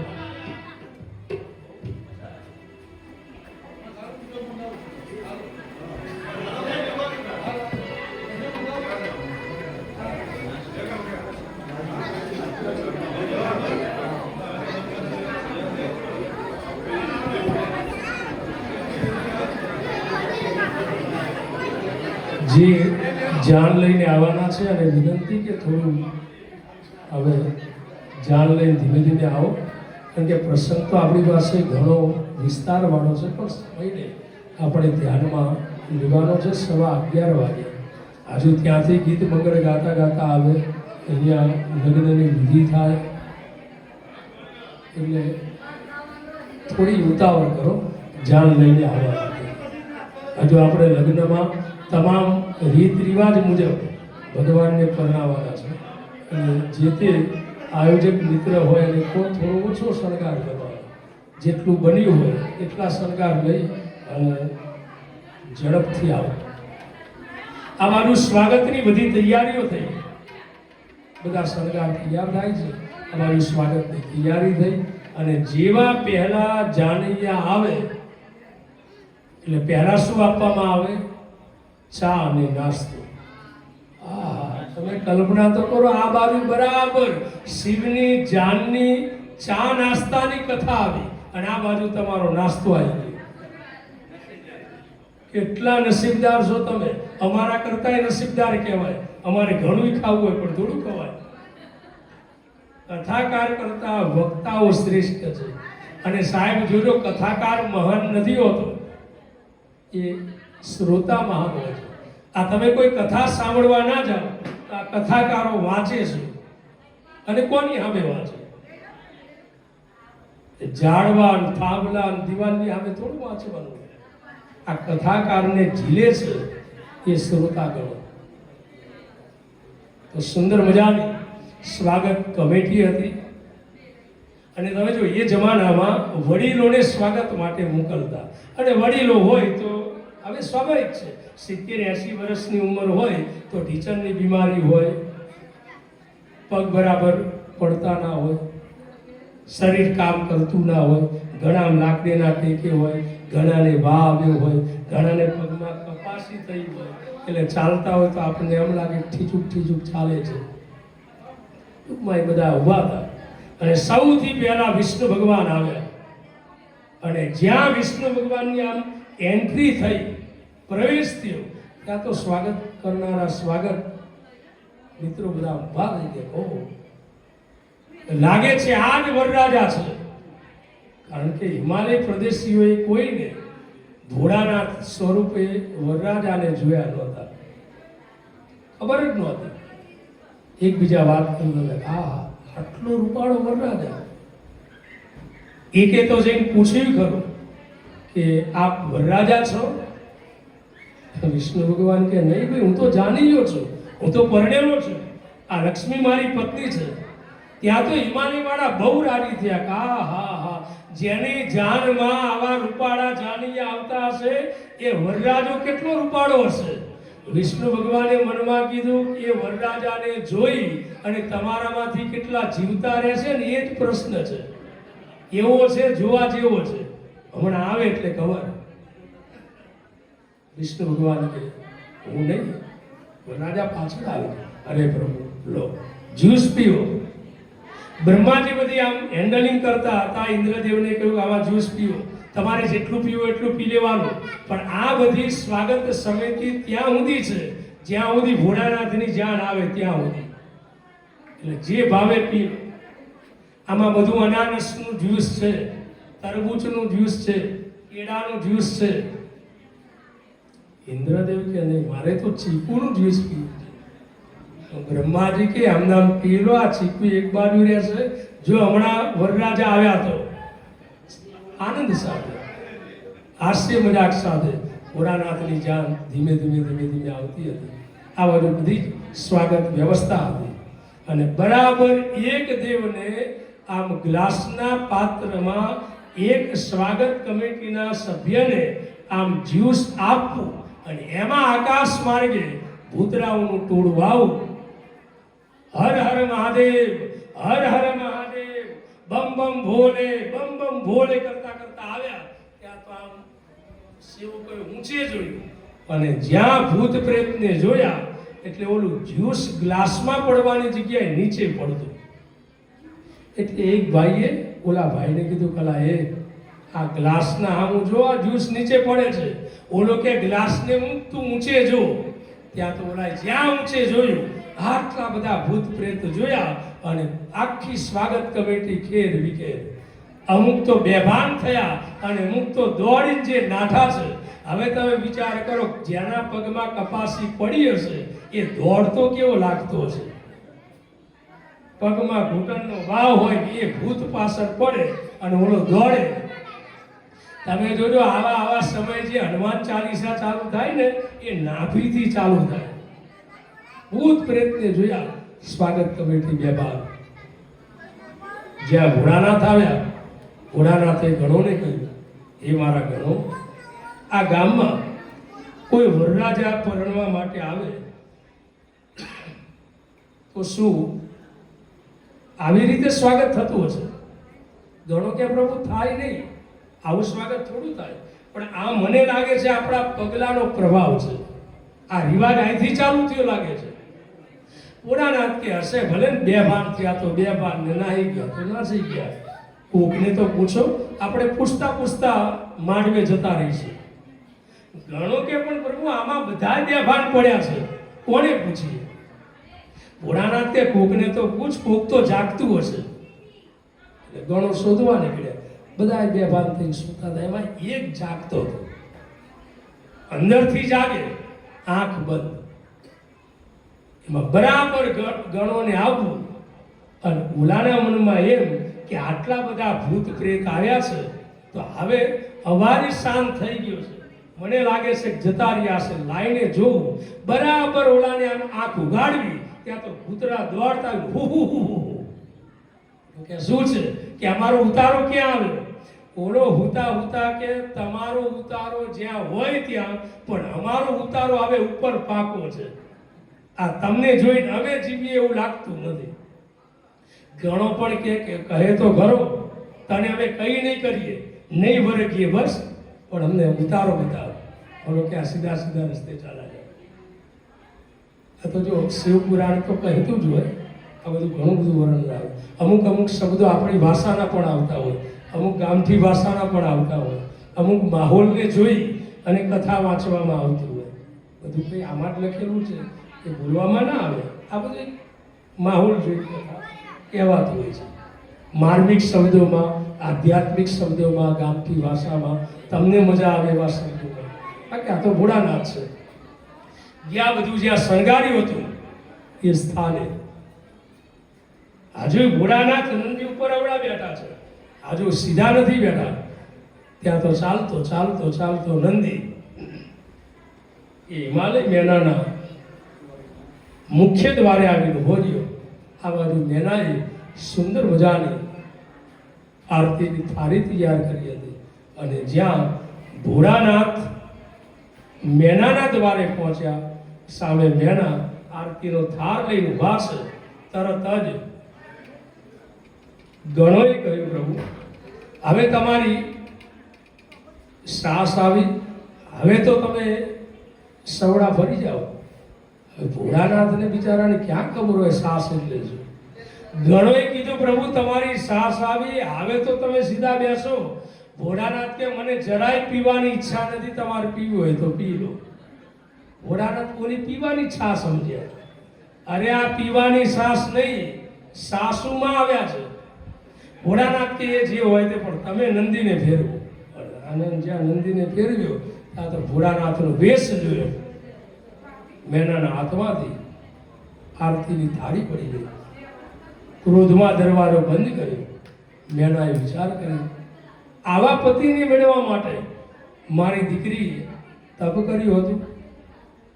ભલે ગમે તે થાય, મારા શરીરમાં પ્રાણ હશે ત્યાં સુધી તો હું મારી કન્યાને નહીં પરણાવું. ક્યાં મારી વાલી કન્યા અને ક્યાં આનો વેચતો જો. હવે મેનાને ખબર નથી કે આ સાક્ષાત કૈલાસપતિ છે, આ ભોળાનાથ છે. સામાન્ય પુરુષની માફક, વરરાજાની માફક, સામાન્ય વ્યક્તિની માફક મેના વિચારે છે. અહીંયા જ્યાં દરવાજો બંધ થયો, હિમાલય સમજાવવાનો પ્રયત્ન કરે, મેના નથી માનતા. દરવાજો બંધ. ભોળાનાથે ગણોને કહ્યું, ભાઈ આ ગામમાં આવો રિવાજ હોય કે વરરાજા આવે તો સાસુમાં દરવાજો બંધ કરીને જતા રહે? ગણો ક્યાં નહીં પ્રભુ, આ તમારો વેશ જોઈને તમારી સાસુમાં ભડક્યા છે. પ્રભુ વેશ બદલી નાખો. ભોળાનાથ કે વેશ નહીં બદલાય. હું જેવો છું એવો જ સમાજની સામે આવીશ. મને નાટક ફાવતું જ નથી. વેશ બદલું પછી ઘરે ગયા પછી આ વેશમાં રહું. મેનાને એની દીકરી પરણાવ્યો તો પરણાવે, ના પરણાવ્યો તો એની ઈચ્છા. બાકી હું વેશ બદલીશ નહીં, વેશ આદ રાખીશ. અને આપણે પરણવું જેવું ક્યાં હાટું છે? પરણવાની ઈચ્છા હોય જો એને દીકરીને તો પરણાવે, અને ના ઈચ્છા હોય તો આપણે પાછા જતા રહીએ. ભોળાનાથ હાથમાં શ્રીફળ લઈ અને હિમાલય મેનાના આંગણે 1 મહિનો ઉભા રહ્યા. તમે વિચાર તો કરો, કેટલું ભોળાનાથનું અપમાન મોટું. 1 મહિનો ભોળાનાથ હાથમાં શ્રીફળ લઈ હિમાલયના દરવાજે ઉભા રહ્યા. આ 1 મહિનો ભોળાનાથ ઉભા રહ્યા ને એટલે આપણે 1 મહિનાના મિનારક, જેને ગુજરાતી ભાષામાં આપણે કમૂરતા કહીએ છીએ. ધનારક અને મિનારક આવે ને, 1 મહિનાના મિનારક. આ 1 મહિના સુધી ભોળાનાથે લગ્ન ન કર્યા તો આપણે 1 મહિનાના મિનારક કમૂરતા રાખીએ છીએ, અને એમાં આપણે પણ લગ્ન કરતા નથી. 1 મહિના સુધી ભોળાનાથ આજ પણ આપણે નથી લગ્ન કરતા. ઠીક છે, કોઈ કોઈ કરતા હોય, વાત જુદી છે, કોઈ કારણોને લઈને. પણ જો મુહૂર્ત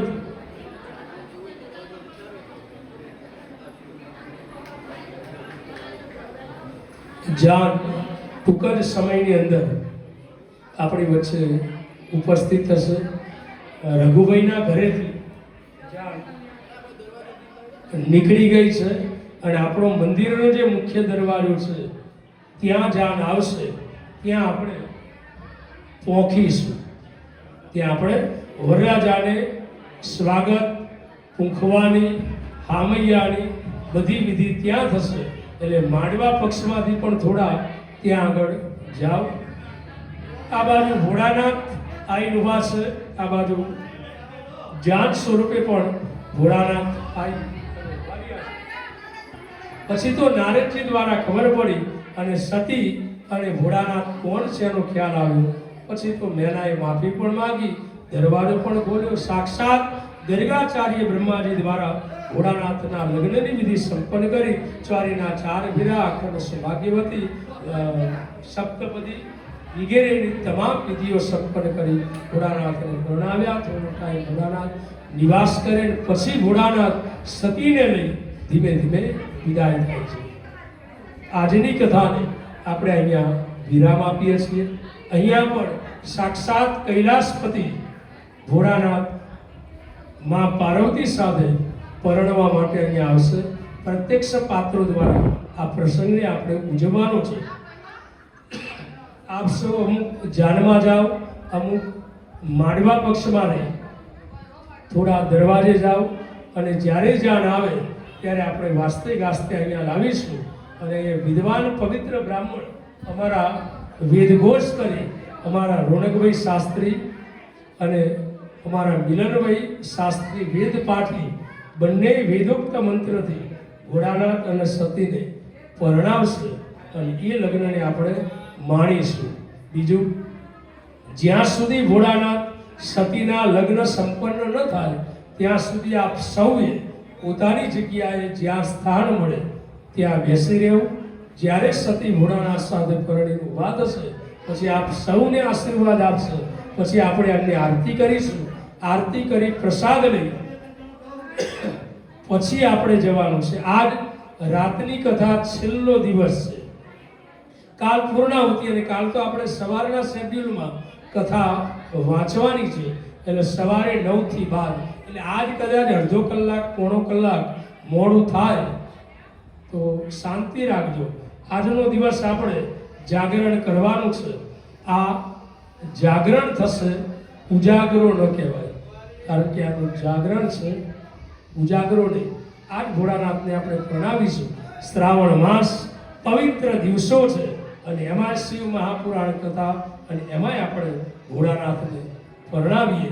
અને ભોળાનાથ પરણે ત્યારે પણ પહેલા લગ્નની વિધિ છે ગણેશ બેસાડવા. અમારા કૃષ્ણભાઈ સુંદર મજાના ગણપતિને ગણેશને બેસાડશે, સુંદર મજાનું ગીત ગાશે.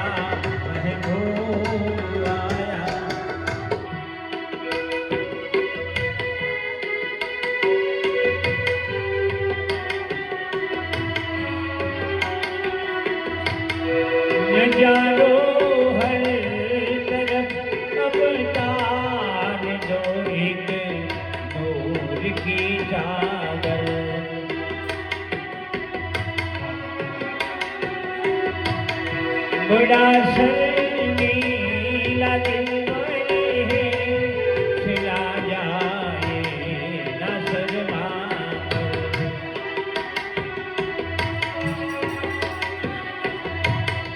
દિલ કો બહેલાવો પ્રતિદિનમ પ્રવેશ સદા મંગલ પ્રવેશ સદા મંગલ કન્યા પધરાવો સાવધાન સમય વર્તે સાવધાન જાણ્યા મળ્યા સાવધાન એ ગોર બાપા અને સાવધાન બધાયની નાણા કોથળી પણ સાવ ઉઠી નવરંગ ચૂંદડી એ પાયે ઝાંઝરનો ઝણકાર એ પાયે ઝાંઝરનો ઝણકાર એ માય રામા આવ્યા મલકતા મલકતા મલકતા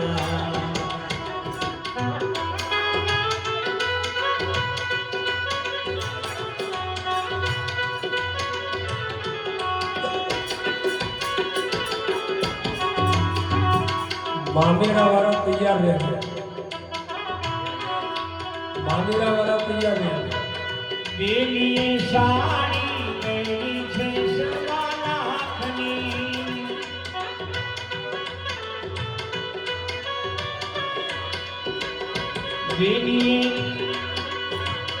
બેલીએ સાડી પહેરી છે સવા લાખની તોય બેલીને પાને કરનો છો બેલીને પાને કરનો છો માય રામા આવ્યા મલકતા મલકતા મલકતા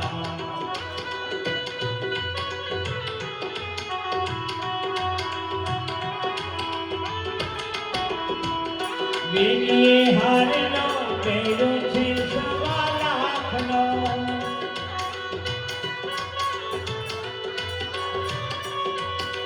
તોય બેલીને વરવાડાનો છો બેલીને વરવાડાનો છો માય રામા આવ્યા મલકતા મલકતા મલકતા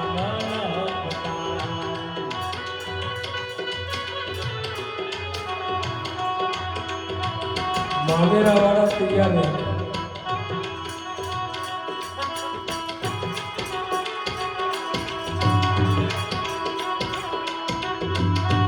ઝુમ પગલે ઝુમ પગલે આવી માય રામા બેનડી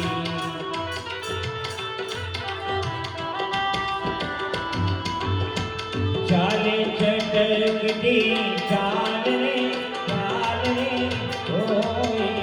આવી મારી બેનડી ઝુમ પગલે ઝુમ પગલે આવી માય રામા બેનડી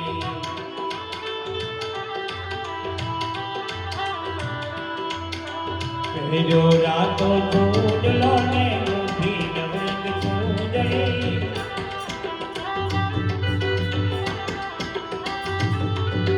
સેઠીમાં સિંદૂર ભર્યું ને લાગે ગુરી ગુલાબી હે નમણી નાગર બેનડી બેનડી ઓ એવી આવી મારી બેનડી કુમકુમ પગલે ધૂમ કરતી આવી માય રામા બેનડી ધૂમ પગલે આવી માય રામા બેનડી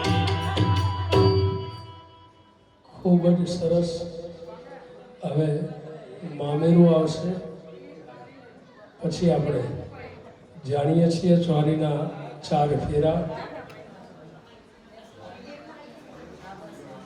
ક્ષેત્રપાલ સમય પ્રમાણે આપણે લઈશું અખંડ સૌભાગ્યવતી તો માને આપણે શું કહીએ માને કહેવાનું કે હે માં તું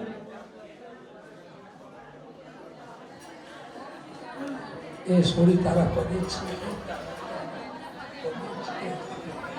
જેનાથી એ દોડી નિનાદ પગે છે.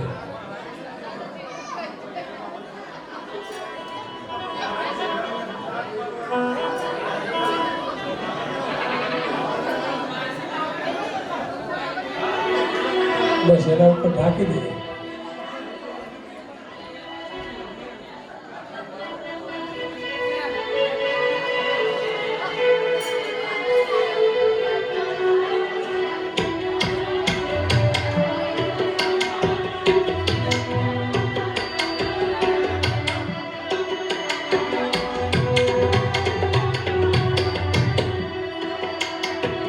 चाँद थी महबूबा हो मेरी खबर ऐसा मैंने सोचा था, तुम बिल्कुल वैसी हो ऐसा मैंने सोचा था, तुम बिल्कुल वैसी हो ऐसा मैंने सोचा था.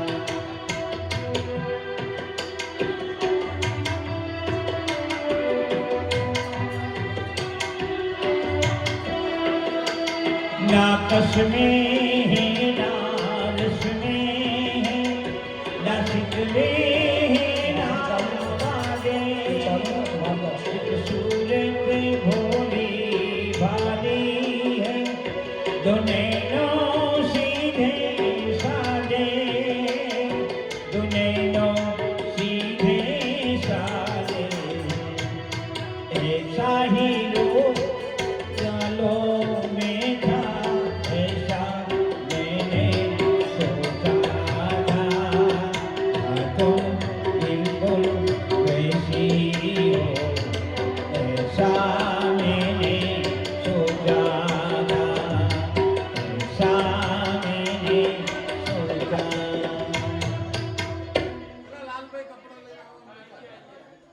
લગ્નની વિધિ આપણી ચાલુ છે. સુંદર મજાના ભોળાનાથ દાદાને આપણે પરણાવીએ છીએ. કન્યા પણ માયરાની અંદર બિરાજમાન થઈ ગયા છે. વૈદિક મંત્રોથી બ્રાહ્મણો ભોળાનાથ દાદાને પરણાવી રહ્યા છે.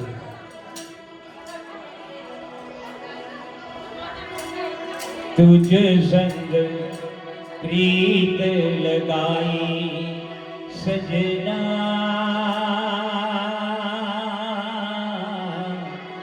सजना सजना हो रामा. हाय बेदर्दी, हाय बेदर्दी, तुझ संग प्रीत लगाई सजना, सजना सजना ओ रामा. आजा तेरे हाथों में मेहंदी लगा दो, गोरी गोरी बाहों पे कंगना चढ़ा दो, काली घटाओं का गजरा लगा दो, काली घटाओं का गजरा लगा दो, एक तू ही मन को है भाई सजना, सजना सजना ओ. हे मोटा नाना मेरा लाला चालो जोवा जइए रे, मोटा नाना मेरा हालो जोवा जइए, मोटा नाना मेरा लाला चालो जोवा जइए रे, ओ मोटा नाना मेरा हालो जोवा जइए रे, माँ मेरा सुसुलाला चालो जोवा जइए रे, ओ माँ मेरा हो मैं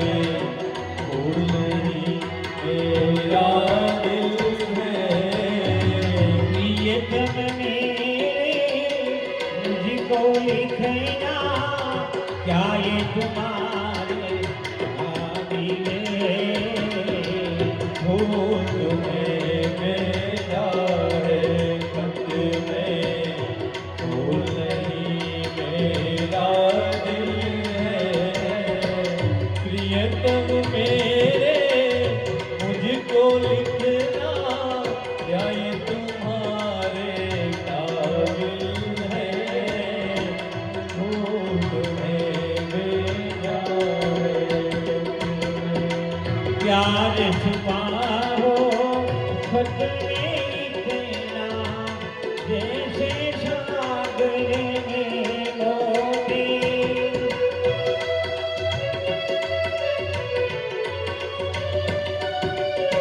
प्यार छुपा हो खत में इतना, जितना सागर में मोती। लेता हाथ तुम्हारा, पास जो तुमने होगी। भूल मेरा है खत में, भूल नहीं मेरा दिल है। प्रियतम मेरे मुझको लिखना, क्या ये तुम्हारे काबिल है?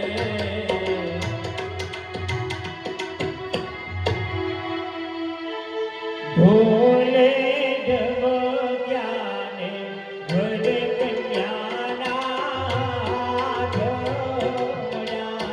ढोल ढब ज्ञाने वर गौना हाथ बढ़ा। ये बाजा बाजाने वर कन्याना हाथ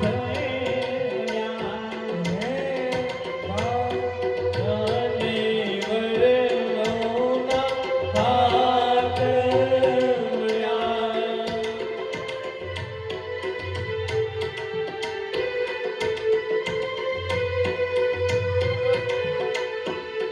जाने ईश्वर पार्वतीना हाथ धोया।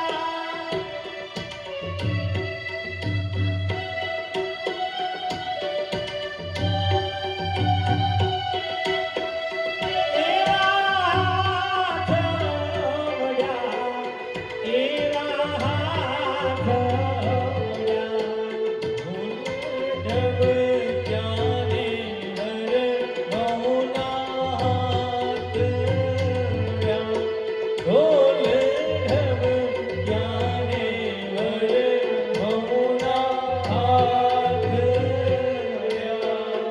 ये मोहित्र इंद्राणी जोड़ मड़ी।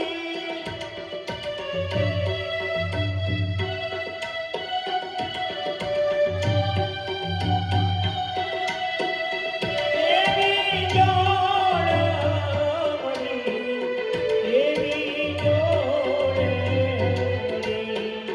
भोले जब ज्ञाने वर गौना हाथ बढ़ा। हे बाजा बाजाने वर कन्याना हाथ धोया। वाजा वाजा ने वर गौना हाथ बढ़ा। અહીંયા સુંદર મજાનો કન્યાદાન આપવા માટેનો સંકલ્પ આપવામાં આવે છે. આપણે જાણીએ છીએ કે બધા જ દાનોમાં કન્યાદાન એ શ્રેષ્ઠ છે.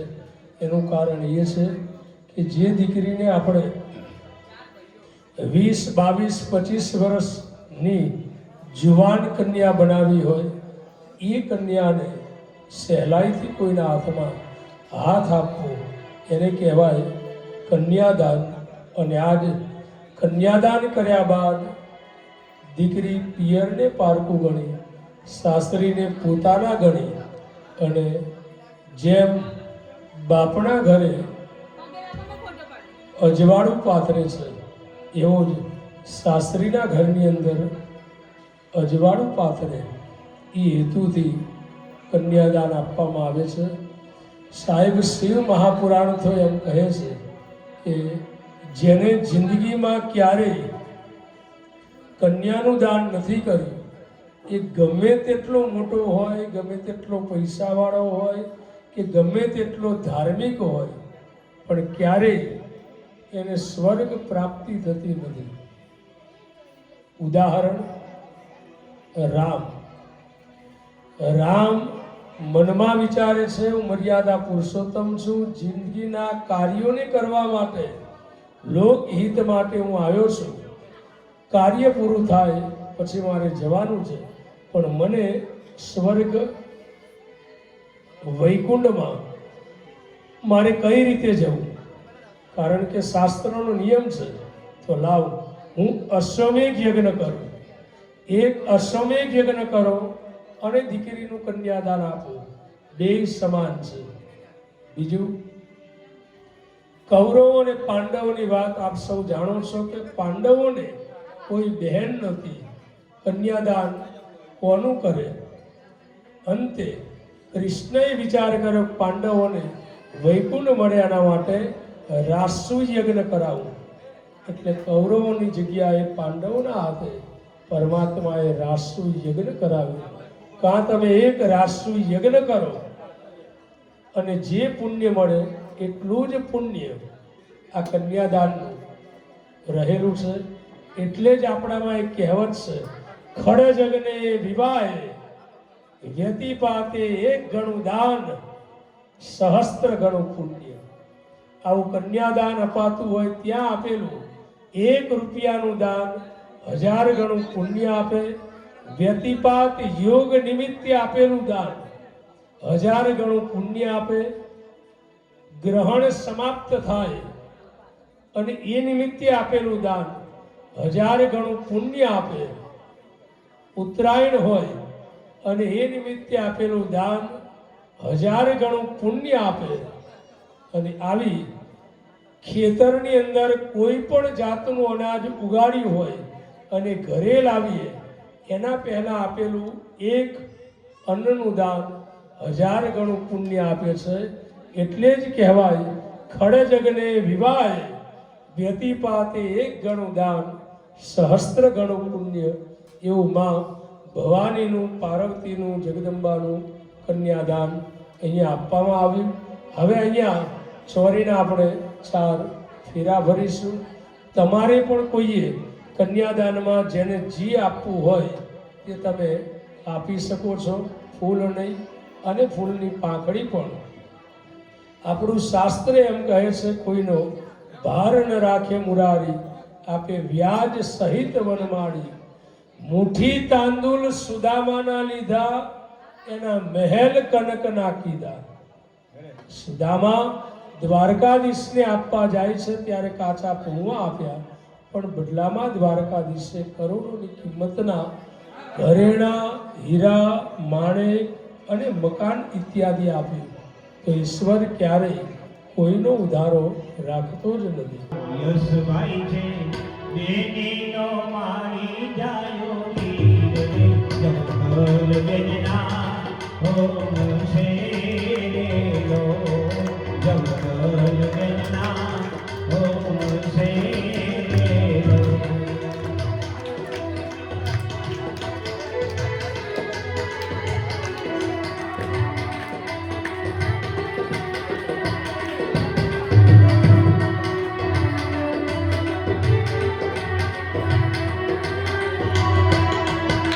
માયના મંગળ ગીતો ગવાય,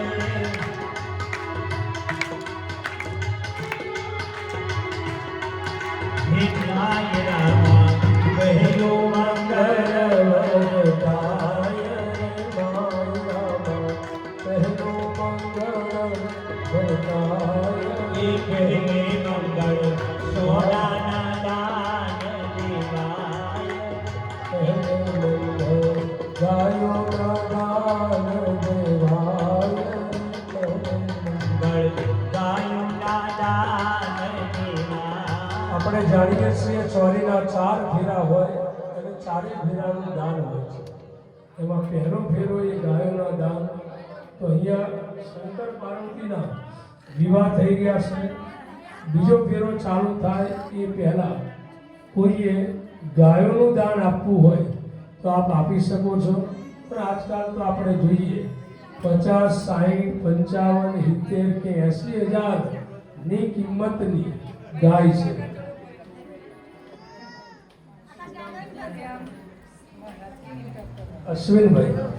અશ્વિનભાઈ જાગડિયા તરફથી 501 રૂપિયા ગાયોના દાન નિમિત્તે આપે છે. ખૂબ ખૂબ ધન્યવાદ. અહીંયા કોઈ ગાયનું દાન આપવું હોય તો 100 રૂપિયા, 200, 500 તમારે જે ગાયોના દાનમાં આપવા હોય તમે આપી શકો છો. બીજો ફેરો ચાલુ થાય ત્યાં સુધીમાં ગાયનું દાન સ્વીકારાશે. રઘુભાઈ ભુવાજી દ્વારા 1,001 રૂપિયો 1,000 ને બેનીનો મારી જાયો વીર રે જમતોય બેનના હોમ છે રે લો જમતોય બેનના હોમ છે રે લો.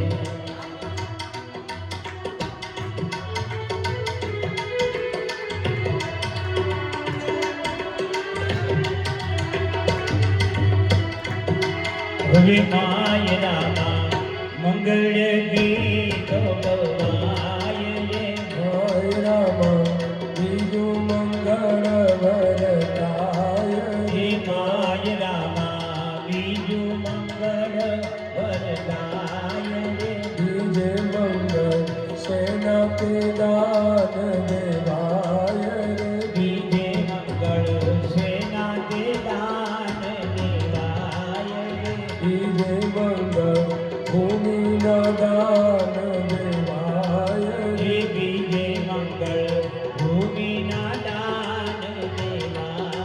આપણે જાણીએ છીએ કે લગ્નમાં બીજો ફેરો એ ભૂમિના દાનનો હોય. અને આજ તો આપણા દહેગામ વિસ્તારમાં જમીનનો ભાવ પૂછવા જેવો નથી. 1 વીઘાના 80, 90 કે 1 કરોડ સુધીની કિંમત છે. તમારા આકાશભાઈ તરફથી 501 રૂપિયા ભૂમિના દાન નિમિત્તે આપે છે. 101 રૂપિયા રામ ભરોસે ભૂમિના દાન નિમિત્તે આપે છે. ત્રીજો ફેરો ચાલુ થાય ત્યાં સુધી તમે આપી શકો. 201 રૂપિયા રામ ભરોસે ભૂમિના દાન નિમિત્તે આપે છે. ખૂબ ખૂબ ધન્યવાદ. કરજો ચાલો. હે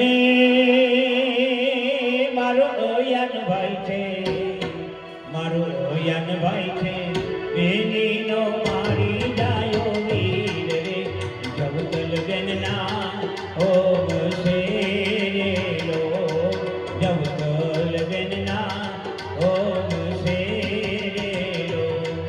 હવે માય રામા ત્રીજું મંગળ વરતાય રે જય રામ બીજું મંગળ વરતાય રે. હે અગ્નિ દેવની સાક્ષીએ ફેરા ફરાય રે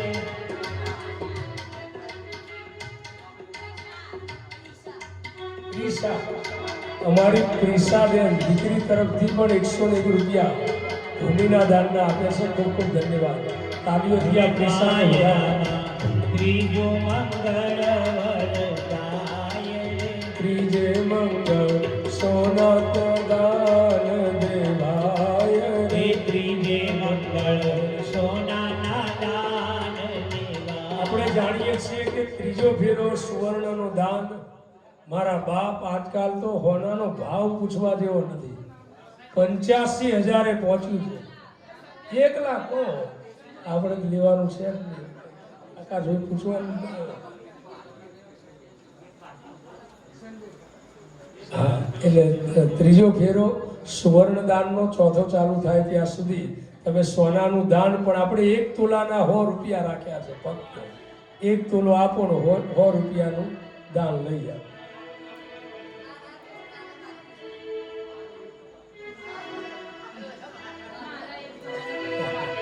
હે મારું સંજયભાઈ છે મારું સંજયભાઈ છે બેનીનો મારી જાયો વીર રે જવતલ બેનના હોમ છે રે લો જંગલ જનના ઓમ છે રે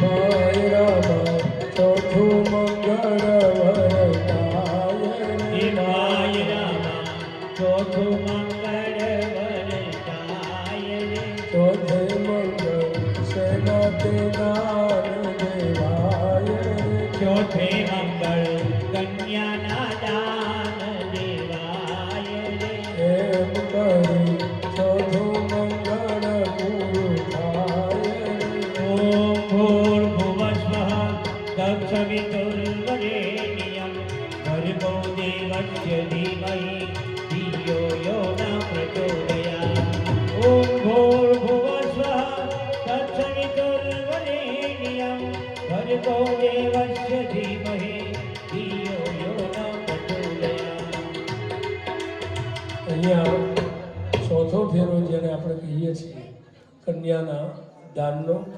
તો હવે તમારે જેને જે રીતે કન્યાદાનમાં જે આપવું હોય આપ આપી શકો છો. ત્યાં સુધી અખંડ સૌભાગ્યવતી કંસાર વગેરે થશે. પછી આરતી કરી આપણે પ્રસાદ લઈ વિદાય થઈશું. અમારા જગુબેન તરફથી 201 રૂપિયા અહીંયા કન્યાદાનમાં આપે છે. ખૂબ ખૂબ ધન્યવાદ. પવિત્રમાં પવિત્ર આપણે જાણીએ છીએ કે 12 મહિનામાં શ્રાવણ માસ જે શિવજીનો પવિત્ર મહિનો છે અને એમાંય શ્રીદાન, સુવર્ણદાન, ગોદાન એ બીજું કંઈ પણ આરતી વગેરેમાં એ અમને જ આપવામાં આવે છે. ભુવાજી દ્વારા લોક કલ્યાણ, સેવક કલ્યાણ અને પોતાના પરિવારના કલ્યાણ હેતુ આ સુંદર મજાનું આયોજન છે. અમારા ભુવાજી શ્રી રઘુભાઈ તરફથી પણ 1101 રૂપિયા અહીંયા કન્યાદાનમાં આપે છે. ખૂબ ખૂબ ધન્યવાદ. 28/8 થી લઈ 3/9 સુધી 28/8 થી લઈ 3/9 સુધી મહારાષ્ટ્રના 5 જ્યોતિર્લિંગ છે.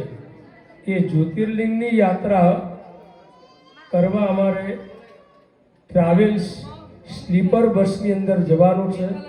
એમાં પણ જેને જોડાવવું હોય એ આ 5 દિવસની યાત્રા છે.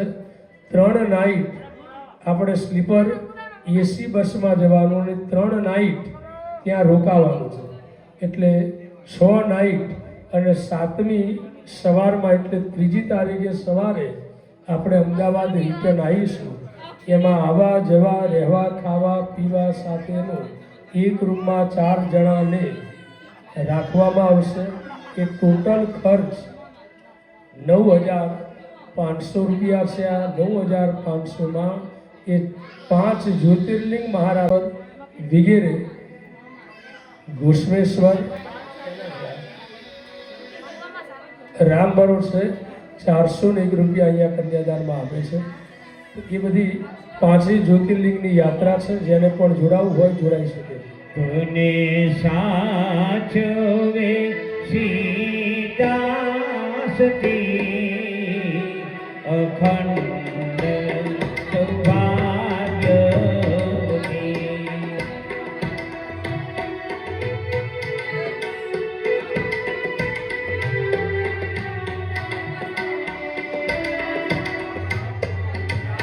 ₹201 રામ ભરોસે કન્યાદાનમાં આપે છે.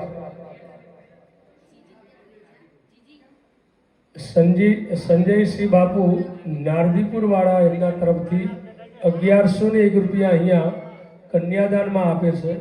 ખૂબ ખૂબ ધન્યવાદ. તાલીઓથી આપણે શિવ કથામાં ભારતી શિવ કથામાં દીવડા ઢગમગ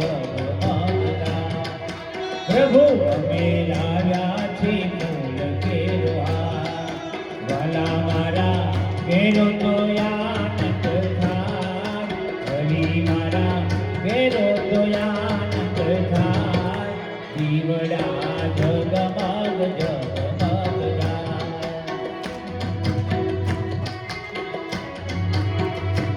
હે પ્રભુ તમે લાવ્યા નૈવેદ્યનો દાન, પ્રભુ મારા જમો તો આનંદ થાય. દીવડા જગમગ જગમગતા. કર્પૂર ગૌરમ કરુણાવતારમ સંસાર સારમ ભુજગેન્દ્રહારમ સદાવ શેખર હૃદયાર વિંદે ભવમ ભવાને વૈષ્ણવ નમામિ. મંગલમ ભગવાન વિષ્ણુ મંગલમ ગરુડધ્વજ મંગલમ પુંડરીકાક્ષો મંગલાય તનોહરે. સર્વમંગલ માંગલ્યે શિવે સર્વાસાધિકે શરણ્યે ત્ર્યંબકે ગૌરી નારાયણી નમોસ્તુતે નારાયણી નમોસ્તુતે નારાયણી નમોસ્તુતે. બોલો ભોળાનાથ ભગવાન કી. હવે લગ્નની વિધિ અહીંયા